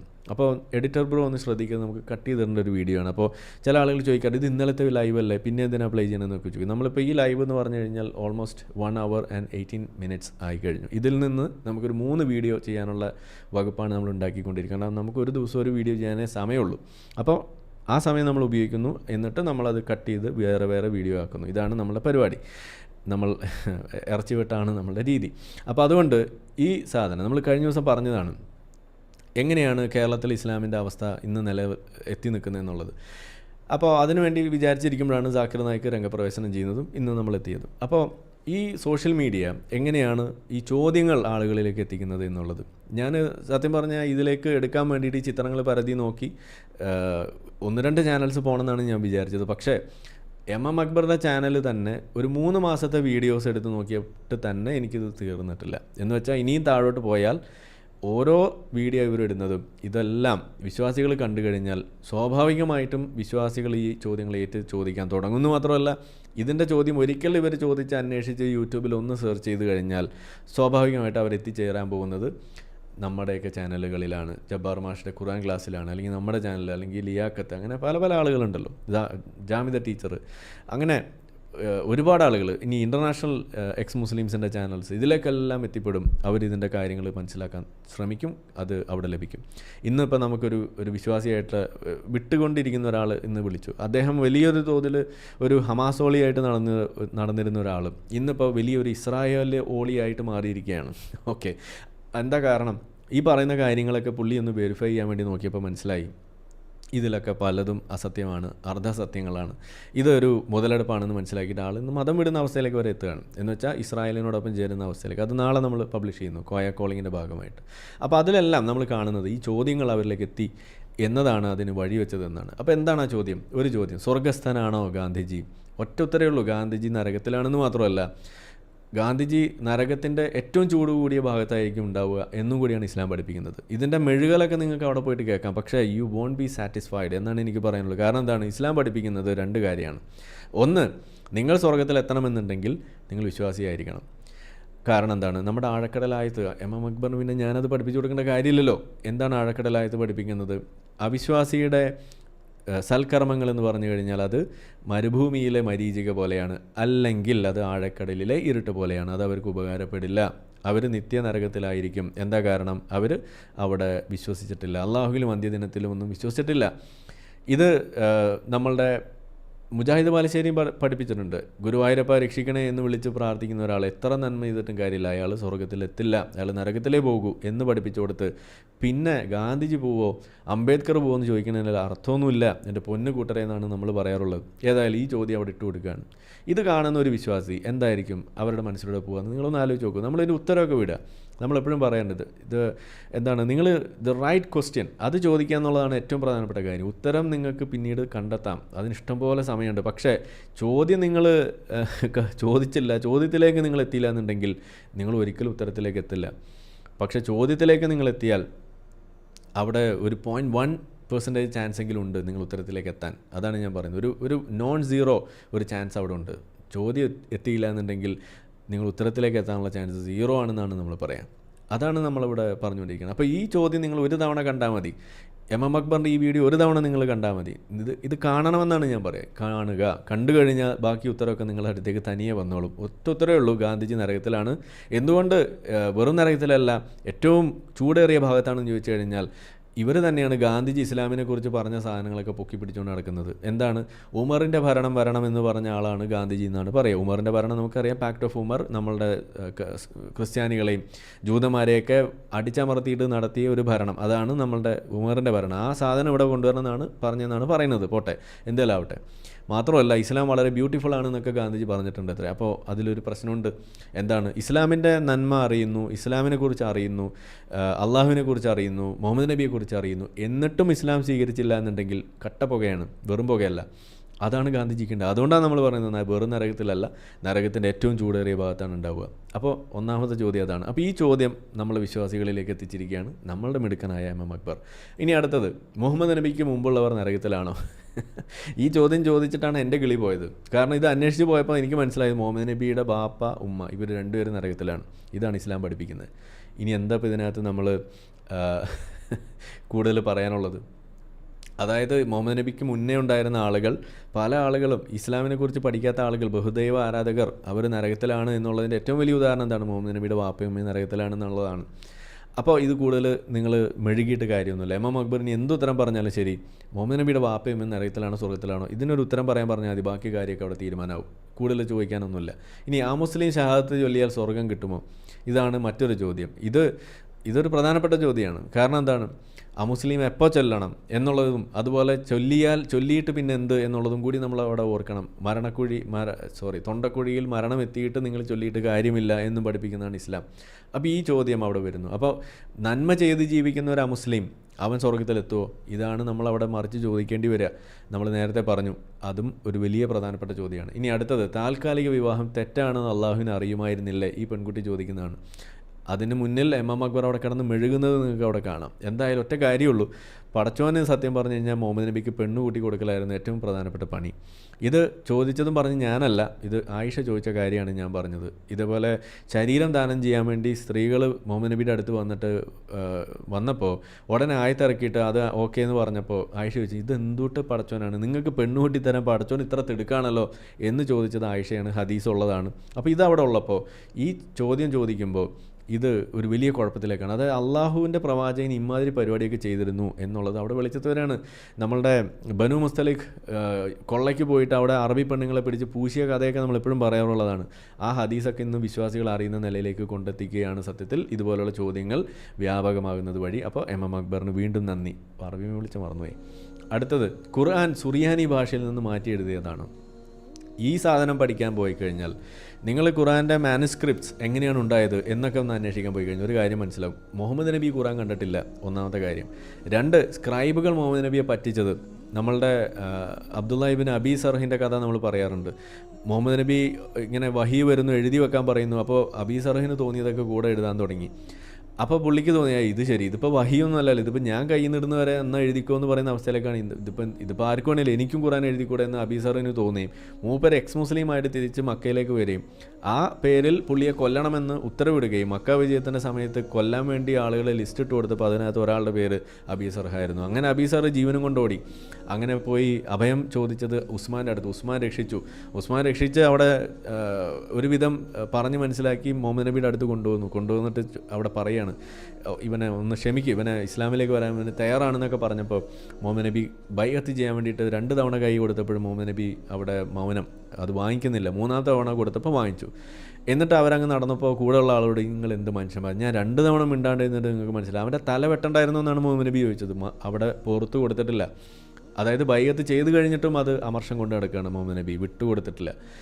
അപ്പോൾ കൂടെ വന്ന ആളുകൾ പറയാം, അതിനായിരുന്നു നിങ്ങൾ മിണ്ടാണ്ടിരുന്ന്, നമുക്ക് മനസ്സിലായി, നിങ്ങളൊന്ന് കണ്ണിറുക്കി കാണിക്കണ്ടേന്ന് ചോദിച്ചു. അപ്പോൾ മോനെ, ഞാനൊരു പ്രവാചകനല്ല, ഇങ്ങനെ കണ്ണിറുക്കി കാണിക്കാനൊക്കെ പാടുണ്ടോ, അതെനിക്ക് ചേർന്നല്ലോ എന്ന് പറയുകയാണ് ചെയ്തത്. അപ്പോൾ എന്താ അവിടെ കണ്ടത്? അതായത് മുഹമ്മദ് നബിയുടെ കള്ളത്തരം കൈയോടുകൂടെ പിടികൂടിയ ഒരാളാണ് അബീ സർഹ്. മറ്റൊരു കാര്യം, അബീ സർഹ് എഴുതിയ ആയത്ത് ഏതൊക്കെയാണെന്ന് ഇന്നും ആർക്കും അറിയില്ല. ഇന്ന് നിങ്ങൾ ഓതുന്ന ഖുറാനിലെ പല ആയത്തുകൾ അബീ സർഹ് സ്വന്തം കയ്യിലിട്ട സാധനങ്ങളാണ് എന്നും കൂടി വരുന്നിടത്താണ് ഇസ്ലാമിൻ്റെ മാനുസ്ക്രിപ്റ്റ്സ്. അതിനെക്കുറിച്ച് ഒരു പഠനം നിങ്ങൾ നടത്താൻ പോയി കഴിഞ്ഞാൽ അടമടലം ഇത് പൊളിഞ്ഞ് പാളീസാവും. ആട് തിന്ന ആയത്ത്, അതുകൂടാതെ ഈ സുറിയാനി ഭാഷയുടെ കഥയൊക്കെ വേറെയാണ്, അതൊക്കെ അവസാനം വരുന്ന കാര്യമാണ്. നമ്മളുടെ സന മാനുസ്ക്രിപ്റ്റ്സും അങ്ങനെ പല സാധനങ്ങൾ എഴുതിയതും മായ്ച്ചെഴുതിയതും അതിന് വെട്ടിത്തിരുത്തി എഴുതിയതെല്ലാം നിങ്ങൾക്ക് അവിടെ കാണാം. അപ്പോൾ എന്ന് പറഞ്ഞാൽ ഇസ്ലാമിലെ ഒരു വാദമാണ് ഖുർആൻ അടിമുടി സംരക്ഷിക്കപ്പെട്ടൊരു സാധനമാണ്. അത് പ്രിസർവേഷൻ, ഖുർആൻ പ്രിസർവേഷൻ എന്ന് പറയുന്നത്. അവിടെ നമുക്കറിയാം യാസിർ ഖാലിയെ പോലെയുള്ള ആളുകൾ പറഞ്ഞ എന്താണ്, this a hole in the Quran in this narrative എന്നാണ് പറഞ്ഞത്. അതായത് ഖുർആൻ പ്രിസർവ് ചെയ്യപ്പെട്ടിരിക്കുന്നു എന്നുള്ളത് അത് നമുക്ക് അങ്ങനെ പച്ചയ്ക്ക് പറയുന്ന കാര്യമല്ല, അതിനകത്ത് കുറച്ച് പ്രശ്നങ്ങളുണ്ട് എന്ന് സംബന്ധിച്ചത് ഒരു ചരിത്രം കൂടി ഇവിടെ ഉണ്ട്. അപ്പോൾ അത് നിങ്ങൾ അന്വേഷിച്ചിറങ്ങിയാൽ ഇസ്ലാമിലെ ഖുർആൻ അവിടെ സംരക്ഷിക്കപ്പെട്ടിരിക്കുന്നു എന്ന് പറയുന്ന സാധനവും അവിടെ പൊളിയും. അപ്പോൾ അതുകൊണ്ട് ഈ ചോദ്യവും എത്തിച്ച എം അക്ബർക്ക് ഒരു വലിയ നന്ദി. ഇനി അടുത്തത്, പരിണാമവാദത്തെ എന്തിനാണ് തള്ളുന്നത് എന്ന് ചോദിച്ചിട്ട്, പരിണാമവാദത്തെ തള്ളണം ഇസ്ലാമിൻ്റെ വാദപ്രകാരം, എന്നാലേ നിങ്ങൾക്ക് അവിടെ ഈ ഒരു സൃഷ്ടിവാദത്തെ ഉറപ്പിക്കാൻ കഴിയുള്ളൂ. ഇനി അതല്ല, രണ്ടും കൂടി കൊണ്ടുപോകാനാണ് നിങ്ങൾ ഉദ്ദേശിക്കുന്നുണ്ടെങ്കിൽ അവിടെ വീണ്ടും ഇസ്ലാം പൊളിയും. ഇതാണ് അവിടെ സംഭവിക്കുക. കാരണം അത് നടക്കില്ല. നിങ്ങൾ ചില വാദങ്ങളൊക്കെ പറഞ്ഞ് എന്താണ് മൈക്രോ എവല്യൂഷൻ ഓക്കെയാണ്, മാക്രോ എവല്യൂഷനാണ് പറ്റാത്തതെന്നൊക്കെ പറയുന്ന അവസ്ഥയിലേക്ക് വരെ എത്തിയിട്ടുണ്ട്. മൈക്രോ എവല്യൂഷൻ നടക്കും എന്ന് നിങ്ങൾ സമ്മതിച്ചാൽ on a large time scale ഈ മാക്രോ എവല്യൂഷൻ നടക്കും. ഇതാണ് ശാസ്ത്രം പറയുന്നത്, by natural selection with time. ഇതാണ് അവിടെ സംഭവിക്കുന്നത്. ഇത് മനസ്സിലാക്കണമെന്നുണ്ടെങ്കിൽ നിങ്ങൾക്ക് ടൈം സ്കെയിൽ അതിനെക്കുറിച്ചൊരു ധാരണ ഉണ്ടാവുക എന്നുള്ളത് മാത്രമാണ്. മൈക്രോ ലെവലിൽ നടക്കുന്ന മ്യൂട്ടേഷൻസ് അല്ലെങ്കിൽ ഈ എവല്യൂഷണറി ആ പ്രോസസ്സൊക്കെ അത് ഇന്ന് ലാബിൽ വരെ നമ്മൾ ചെയ്യുന്ന കാര്യമാണ്. കാരണം അതിന് ടൈം കുറച്ച് മതി. പക്ഷേ ഇപ്പോൾ ആൻറ്റിബയോട്ടിക്സിൻ്റെ റെസിസ്റ്റൻസിനെ കുറിച്ചൊക്കെയുള്ള പഠനങ്ങൾ, അല്ലെങ്കിൽ ഇപ്പോൾ നമ്മൾ കോവിഡ് വൈറസിനെ കുറിച്ച് നമ്മൾ പറഞ്ഞു, കോവിഡ് വൈറസിൻ്റെ ഓരോ തവണ പേരുകൾ മാറ്റുന്നതിനെ കുറിച്ച് നിങ്ങൾ കേട്ടിട്ടുണ്ടാവും. ആദ്യം COVID-19 എന്ന് പറഞ്ഞ് ഇറങ്ങിയ സാധനം പിന്നെ പല പല പേരുകളിൽ ഇവിടെ വന്നു, ഒമിക്രോൺ എന്നുള്ള പേര്, അങ്ങനെ പല പേരുകൾ. എങ്ങനെയാണ് ഈ പേരുകൾ മാറുന്നത്?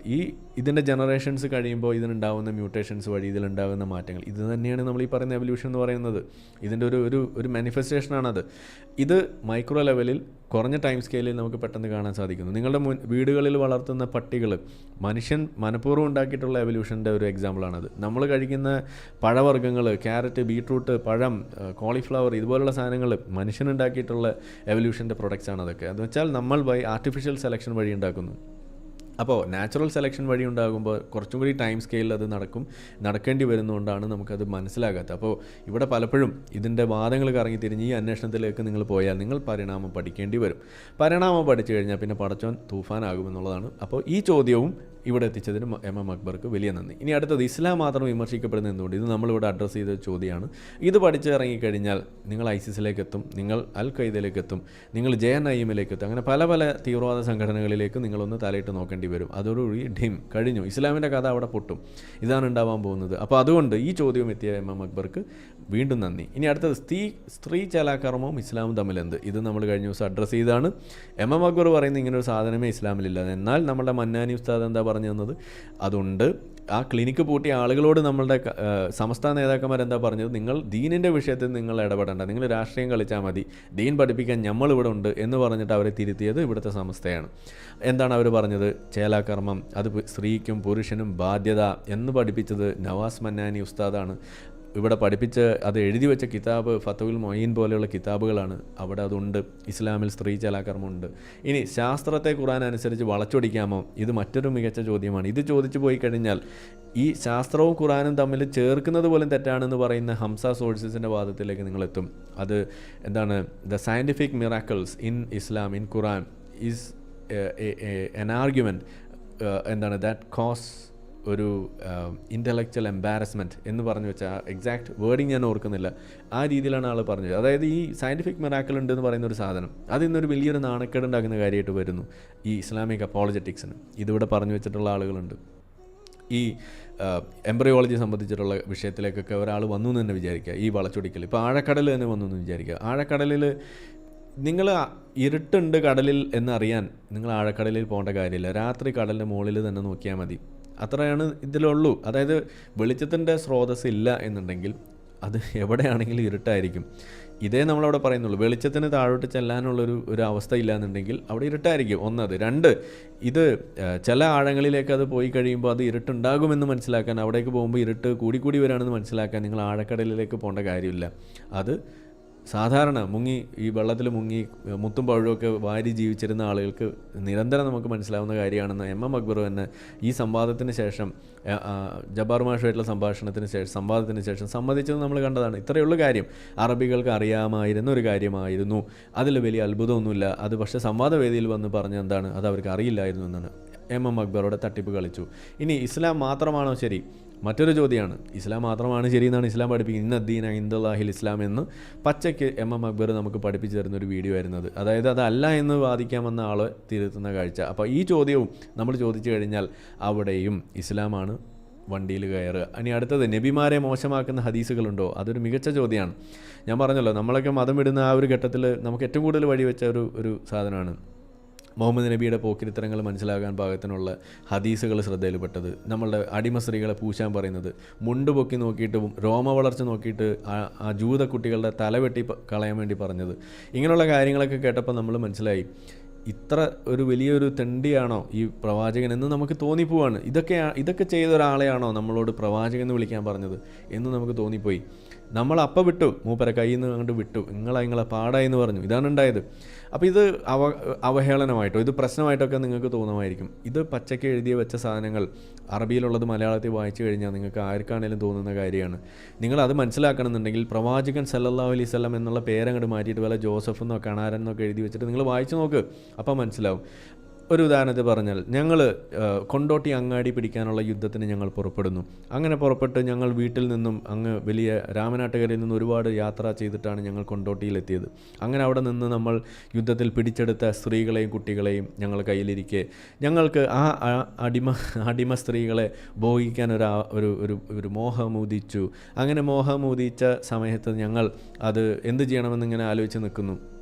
അപ്പോൾ ഞങ്ങൾക്കൊരു സംശയം, ശുക്ലമകത്ത് കളയണോ പുറത്ത് കളയണോ എന്ന്. അപ്പോൾ ഞങ്ങൾ ഇത് എന്ത് ചെയ്യും, ഇത് ആരോട് ചോദിക്കുന്നത് നോക്കിയപ്പോൾ അതേ നമ്മളെ കണാരേട്ടൻ അപ്പുറത്ത് നിൽക്കുന്നു. കണാരേട്ട നമ്മൾ ഈ അറബി പെണ്ണുങ്ങളെ പൂശുമ്പോൾ ഇത് ശുക്ലകത്ത് കളഞ്ഞാൽ കുഴപ്പമുണ്ടോ കണാരേട്ട എന്ന് ചോദിച്ചപ്പോൾ കണാരേട്ടൻ പറയാണ്, നിങ്ങൾ എന്തിനാ അതൊക്കെ വെറുതെ ചോദിച്ചത്, വെറുതെ സമയം കളയുന്നത്. ഈ ലോകാവസാനം വരെ ജനിക്കാനുള്ള കുട്ടികളുടെ കാര്യമൊക്കെ നമ്മളുടെ ആ എന്താണ് മഹാനായ ആ ഒരു ദൈവമുണ്ടല്ലോ, പുള്ളി അണ്ടകടാഹമൊക്കെ സൃഷ്ടിച്ചത്, മൂപ്പര് ഓൾറെഡി തീരുമാനം എടുത്ത് കഴിഞ്ഞിട്ടുണ്ട്. അപ്പോൾ അതുകൊണ്ട് നിങ്ങൾ ധൈര്യമായിട്ട് പോയി പൂശു എന്ന് കണാരേട്ടൻ പറഞ്ഞപ്പോൾ ഞങ്ങൾക്ക് സമാധാനമായി. അങ്ങനെ ജോസഫും മറ്റേ സുകുമാരേട്ടനും ഞങ്ങളെല്ലാവരും കൂടിയിട്ട് പോയി അങ്ങ് പൂശി. ഇത് കേൾക്കുമ്പോൾ നിങ്ങൾക്ക് എന്താ തോന്നുക? ഇത് കേൾക്കുമ്പോൾ ഇത്രയ്ക്ക് മ്ലേച്ഛനാണോ ഈ കണാരേട്ടൻ എന്ന് നിങ്ങൾക്ക് തോന്നും. ഈ കണാരേട്ടൻ എന്നുള്ളതിൻ്റെ അറ്റത്തൊരു സ എന്ന് ചേർത്ത് നോക്കിയേ, കണാരേട്ടൻ സല്ലല്ലാഹു അലൈഹി വസല്ലം എന്ന് വന്നു കഴിയുമ്പോൾ നിങ്ങൾക്ക് മുഹമ്മദ് നബി പറഞ്ഞാണോ? അപ്പോൾ ഇത് നിങ്ങൾ വ്യാഖ്യാനിച്ചതിൻ്റെ പ്രശ്നമാണ്. ഇത് അറബി നിങ്ങൾക്ക് അറിയില്ല എന്നൊക്കെ പറഞ്ഞ് പിന്നെ തുടങ്ങും. ഇതാണ് ഇതിൻ്റെ പ്രശ്നം.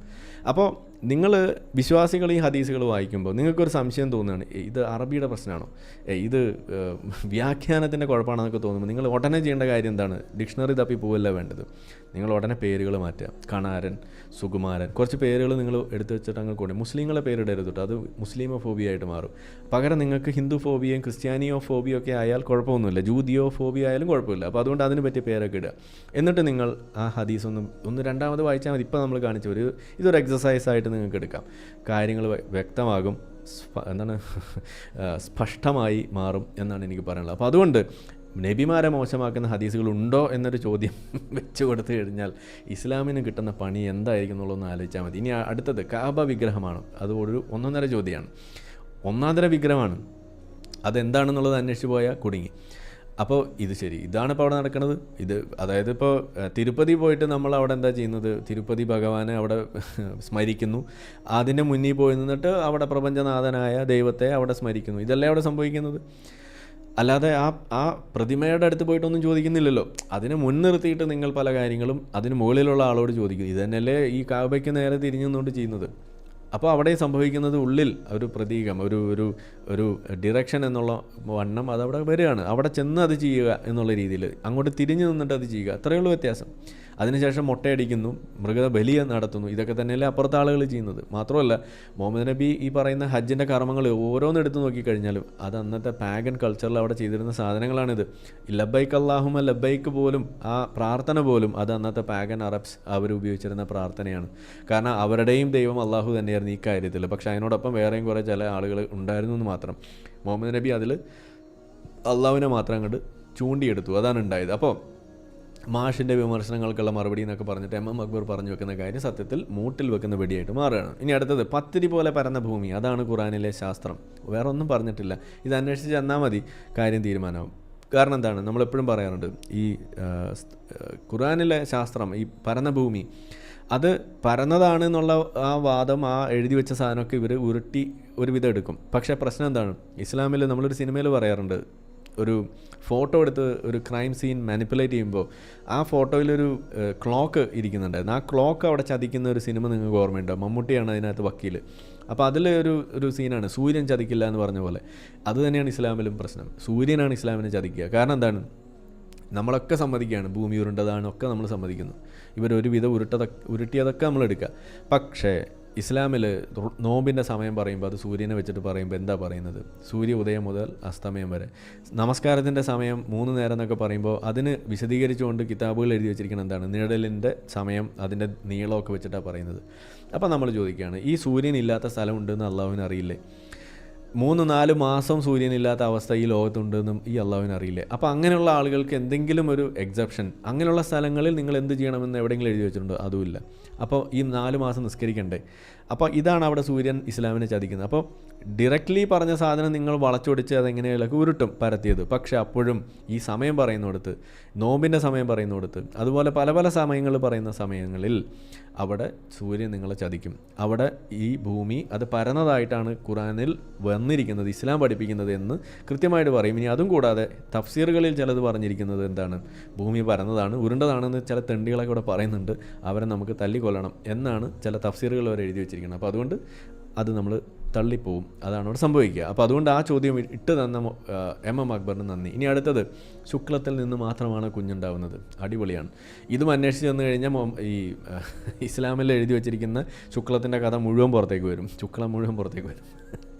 അതാണ് ഉണ്ടാവുക. അതിൽ പറഞ്ഞു വെച്ചിരിക്കുന്നത് എന്താണ്, എവിടെ നിന്നാണ് ഈ സാധനം ദ്രാവകം ഉണ്ടാകുന്നത്, നടുമ്പുറത്തു നിന്നാണ് എന്നാണ് എഴുതി വെച്ചിരിക്കുന്നത്. നമുക്കറിയാം നമ്മളുടെ എല്ലാവരുടെയും ശുക്ലം ഉത്ഭവിക്കുന്ന നടുമ്പുറത്തു നിന്നാണല്ലോ, എം അക്ബറിൻ്റെ അവിടെ നിന്നാണ് തോന്നുന്നു. എന്തായാലും ഇതാണ് അവിടെ എഴുതി വെച്ചിരിക്കുന്നത് എന്ന് വരും. അത് വ്യാഖ്യാനിച്ച് ഒപ്പിച്ച് വരുമ്പോൾ വേറെ പല പ്രശ്നങ്ങളും പുറത്തു ചാടും. അങ്ങനെയാണ് അതിൻ്റെ കടപ്പ്. അപ്പോൾ അതുകൊണ്ട് ഈ ചോദ്യവും വീണ്ടും ചർച്ചാ വിഷയമാക്കി എം അക്ബറിന് നന്ദി. ഇനി അടുത്തത്, ഖുർആനിൽ ശാസ്ത്രമുണ്ടെന്ന വാദം പൊട്ടത്തരമാണ്. ശരി, അത് നമ്മൾ പറഞ്ഞു കഴിഞ്ഞ കാര്യമാണ്. എന്തായാലും പല പല രൂപത്തിൽ ഇനി ഏതെങ്കിലും ചോദ്യം വിട്ടുപോയാൽ അതുപോലും സമ്മതിക്കാതെ വളഞ്ഞിട്ട് പിടിക്കുന്ന അവസ്ഥയാണ് ഇസ്ലാമിനെ ഇവിടെ നമ്മൾ കാണുന്നത്. എം അക്ബറിന് വലിയ നന്ദിയുണ്ട് അതിന്. ഇനി അടുത്തത്, ഖുർആനിലുള്ളത് അറബികൾക്ക് അറിയാവുന്ന അന്ധവിശ്വാസങ്ങൾ മാത്രം. അത് നമ്മൾ കണ്ടു എന്താണ് എന്നുള്ളത്. ഇനി അവസാനമായിട്ട് രണ്ടെണ്ണം, ദുരന്തം. അത് മൊത്തത്തിൽ ഈ പ്രാർത്ഥന, ദൈവസങ്കല്പം അതിനെയും കൂടി പൊളിച്ചടുക്കിയിട്ടാണ് എം അക്ബർ പോകുന്നത്. അതിൽ പ്രാർത്ഥിച്ചത് കൊണ്ട് എന്ത് കാര്യം? രണ്ടാം ക്ലാസ്സുകാരി എങ്ങാണ്ടായിട്ടുള്ള ഒരു പെൺകുട്ടി എഴുതിയ ഒരു കത്തുമൊക്കെ ആയി ബന്ധപ്പെട്ടിട്ടുള്ള ഒരു വാർത്തയൊക്കെ നിങ്ങൾ ഓർക്കുന്നുണ്ടാവും. പ്രാർത്ഥിച്ചിട്ട് എന്താ, എവിടെ പോയി ദൈവം എന്നൊക്കെയുള്ള ഒരു ചോദ്യം.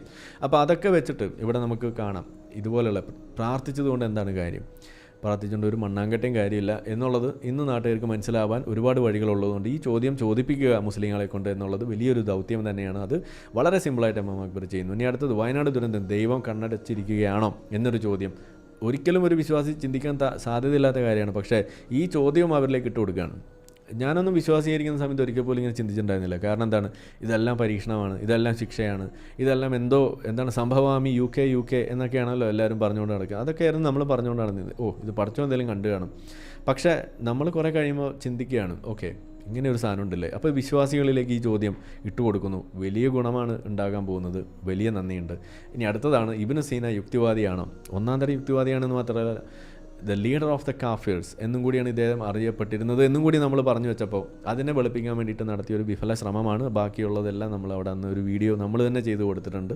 അത് നമുക്കവിടെ കാണാം. എന്തായാലും ഈ ഒരു അന്വേഷണം ഇസ്ലാമിക് ഗോൾഡൻ ഏജ് എന്ന് പറഞ്ഞ് നടത്തുന്ന ഒരു തള്ളിമറിക്കൽ, അതിൻ്റെ സത്യാവസ്ഥയും വന്നു കഴിഞ്ഞാൽ കാര്യം പപ്പടം പൊടിയുന്നതിനേക്കാൾ കഷ്ടമായിട്ട് പൊടിയും. ഇസ്ലാമിക് ഗോൾഡൻ ഏജ് എമുക്കൾക്ക് മറുപടി എന്ന് പറഞ്ഞിട്ടൊരു വീഡിയോ ചെയ്തിട്ടുണ്ട്. അതെല്ലാം വളരെ പരിതാപകരമായിട്ട് കാര്യങ്ങൾ അവതരിപ്പിക്കുന്ന സാധനമാണ്. എന്നുവെച്ചാൽ അങ്ങനെ ഒരു ഗോൾഡൻ ഏജ് ഉണ്ടോ എന്ന് ചോദിച്ചാൽ ഇസ്ലാമിക് ഗോൾഡൻ ഏജ് അല്ല, അതൊരു അറബിക് ഗോൾഡൻ ഏജ്, ഒരു ലാംഗ്വേജിൻ്റെ അടിസ്ഥാനത്തിലുണ്ടായിരുന്ന സംഗതിയാണെന്ന് മാത്രമല്ല അതിൽ ഇവരെടുത്ത് പറയുന്ന ശാസ്ത്രജ്ഞന്മാരും മിക്ക ആളുകളും ഒന്നുകിൽ ഹെറിറ്റിക്സ്, അപ്പോസ്റ്റേറ്റ്സ്, അല്ലെങ്കിൽ ബ്ലാസ്ഫെമേഴ്സ്, അല്ലെങ്കിൽ ഈ ഇസ്ലാമിനെ തള്ളിക്കളഞ്ഞ ആളുകൾ, അതല്ലെങ്കിൽ പേർഷ്യൻസ്, അല്ലെങ്കിൽ മജൂസീസ് എന്നൊക്കെ പറയുന്ന പല പല വേർഷൻസ് ഉള്ള ആളുകൾ. പക്ഷേ അവരുടെയൊക്കെ പേര് ചിലപ്പോൾ മിക്ക അറബി പേരായിരിക്കും. അറബി പേരുള്ള ആളുകളെ മുഴുവൻ ഇവർ ഇസ്ലാമിൻ്റെ അടിസ്ഥാനത്തിലേക്കാണ് കൊണ്ട് ഇറക്കുമ്പോൾ നമ്മൾ ചോദിച്ചു, അറബിയിൽ എഴുതിയ സാധനമൊക്കെ എങ്ങനെ ഇസ്ലാമാവും? അങ്ങനെയാണെങ്കിൽ അറബിയിൽ എഴുതിയ കാമസൂത്ര അത് അറബി ഉള്ളതുകൊണ്ട് മാത്രം അത് ഇസ്ലാമിക് കാമസൂത്രയാവുമോ? ഇല്ലല്ലോ. അപ്പോൾ പിന്നെ എന്തിനാണ് വെറുതെ അറബി ഭാഷയും ഇസ്ലാമും തമ്മിൽ കൂട്ടി ഇണക്കുന്നത് എന്നുള്ള ചോദ്യമാണ് നമ്മളവിടെ വെക്കുന്നത്. മാത്രമല്ല ഈ ഗോൾഡൻ ഏജ് എന്ന് പറയുന്ന സാധനം ഉണ്ടെന്ന് സമ്മതിച്ചാൽ തന്നെ അത് തച്ച് തരിപ്പണമാക്കുന്ന പണി ചെയ്തത് ആരാണ്? അത് കാക്കാമാരാണ്. അത് ഗസാലി ഇമാമും കൂടിയാണ് എന്നും കൂടി നമ്മളവിടെ പറഞ്ഞു കൊടുക്കുന്നു. മാത്രമല്ല ഇന്ന് നിങ്ങൾ എന്തൊക്കെ ഇനി ഉപ്പുപ്പാക്ക് ആനത്തഴമ്പുണ്ടെന്ന് പറഞ്ഞാലും ഇന്ന് എന്തുകൊണ്ട് ഈ സാധനം നടക്കില്ല? എവിടെ ഇസ്ലാമിക് ഗോൾഡൻ ഏജ് എവിടെ പോയി, എങ്ങനെയാണ് അസ്തമിച്ചത്, അതും കൂടി പറഞ്ഞിട്ട് മോരും വെള്ളം കുടിച്ചിട്ട് പോയാൽ മതി എന്നാണ് നമ്മളിപ്പോൾ പറയാറുള്ളത്. അപ്പോൾ എല്ലാം തരത്തിലുള്ള വാദങ്ങൾ വളഞ്ഞിട്ട് തന്നെയാണ് നമ്മളവിടെ അഡ്രസ്സ് ചെയ്യാറുള്ളത്. ഇനി ഇസ്ലാം മാത്രം സത്യം, അത് നമ്മൾ പറഞ്ഞാണ്. ചോദ്യങ്ങൾ നമ്മളിവിടെ വീണ്ടും ഒന്ന് കാണിച്ചു എന്നേ ഉള്ളൂ. ഏതായാലും കോളേഴ്സിലേക്ക് പോകാനുള്ള സമയമില്ലാത്തതുകൊണ്ട് ഞാൻ പോകുന്നില്ല, ഒരുപാട് വൈകി. അപ്പോൾ നിങ്ങൾ കണ്ടു ചോദ്യങ്ങൾ. ഇത് കഴിഞ്ഞൊരു 3-4 മാസത്തെ ചോദ്യങ്ങൾ മാത്രമാണ്. ഇനി ഇവിടുന്ന് അങ്ങോട്ട് പോയാൽ ഇതുപോലുള്ള ചോദ്യങ്ങൾ മാത്രമേ ഉള്ളൂ. വിശ്വാസികൾ തീർച്ചയായിട്ടും എം അക്ബറിൻ്റെ ചാനൽ കാണണം. വലിയ തോതിൽ നിങ്ങൾ സബ്സ്ക്രൈബ് ചെയ്തിട്ട് ആ ചാനൽ നിങ്ങൾ വളർത്തണം. അങ്ങനെ വളർത്തിയാൽ ഈ നാട്ടിലെ എക്സ് മുസ്ലിങ്ങളുടെ എണ്ണം ക്രമാതീതമായിട്ട് വർദ്ധിക്കുമെന്ന് മാത്രമല്ല നമ്മുടെയും ചാനലിലേക്കുള്ള ഒഴുക്ക് വലിയ തോതിൽ വർദ്ധിക്കാനാണ് സാധ്യത.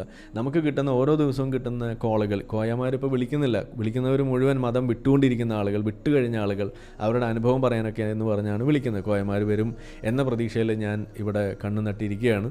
എന്തായാലും വരും ദിവസങ്ങളിൽ നമുക്ക് അത്തരം വീഡിയോകളൊക്കെ ലഭിക്കുമെന്ന് തന്നെയാണ് നമ്മുടെ പ്രതീക്ഷ. അപ്പോൾ ഏതായാലും ഇനിയിപ്പോൾ ഞാനൊന്നും നീട്ടിക്കൊണ്ട് പോകുന്നില്ല. തൽക്കാലം ഇത്രയും പറഞ്ഞുകൊണ്ട് നമ്മളിവിടെ ഇത് നിർത്തുകയാണ്. നമുക്ക് മറ്റൊരു വിഷയമായിട്ട് നാളെ നമുക്ക് കാണാം. അതുവരേക്കും എല്ലാ ആളുകൾക്കും വളരെയധികം നന്ദി, നമസ്കാരം, ഗുഡ് നൈറ്റ്. നമ്മളെ വീഡിയോ കണ്ടുകൊണ്ടിരിക്കുന്ന ആളുകൾ ചാനൽ സബ്സ്ക്രൈബ് ചെയ്തിട്ടില്ല എന്നുണ്ടെങ്കിൽ അത് ചെയ്ത് നമ്മളെ സപ്പോർട്ട് ചെയ്യുക. മറ്റു രീതിയിൽ സപ്പോർട്ട് ചെയ്യാൻ ആഗ്രഹിക്കുന്ന ആളുകൾക്ക് അതിൻ്റെ ഡീറ്റെയിൽസ് ഡിസ്ക്രിപ്ഷനിലുണ്ട്. നിങ്ങളുടെ ഓരോ ലൈക്കും ഷെയറും അതുപോലെ കമൻ്റ് ഇടുന്നതും ഈ വീഡിയോ അതിൻ്റെ താഴെ വരുന്ന കമൻറ്റുകൾക്ക് നിങ്ങൾ പ്രതികരിക്കുന്നതെല്ലാം തന്നെ വീഡിയോയുടെ റീച്ച് കൂടുന്നതിന് വലിയ തോതിൽ ഉപകാരപ്പെടുന്ന സംഗതിയാണ്. അപ്പോൾ അതുകൊണ്ട് അതിൽ നിങ്ങൾ ഏർപ്പെടണം എന്നും കൂടി ഞാൻ അഭ്യർത്ഥിക്കുകയാണ്. മറ്റുള്ള രീതിയിലുള്ള സപ്പോർട്ട് തുടർന്നും നിങ്ങളുടെ ഭാഗത്തുനിന്നുണ്ടാവും എന്ന് പ്രതീക്ഷിക്കുന്നു.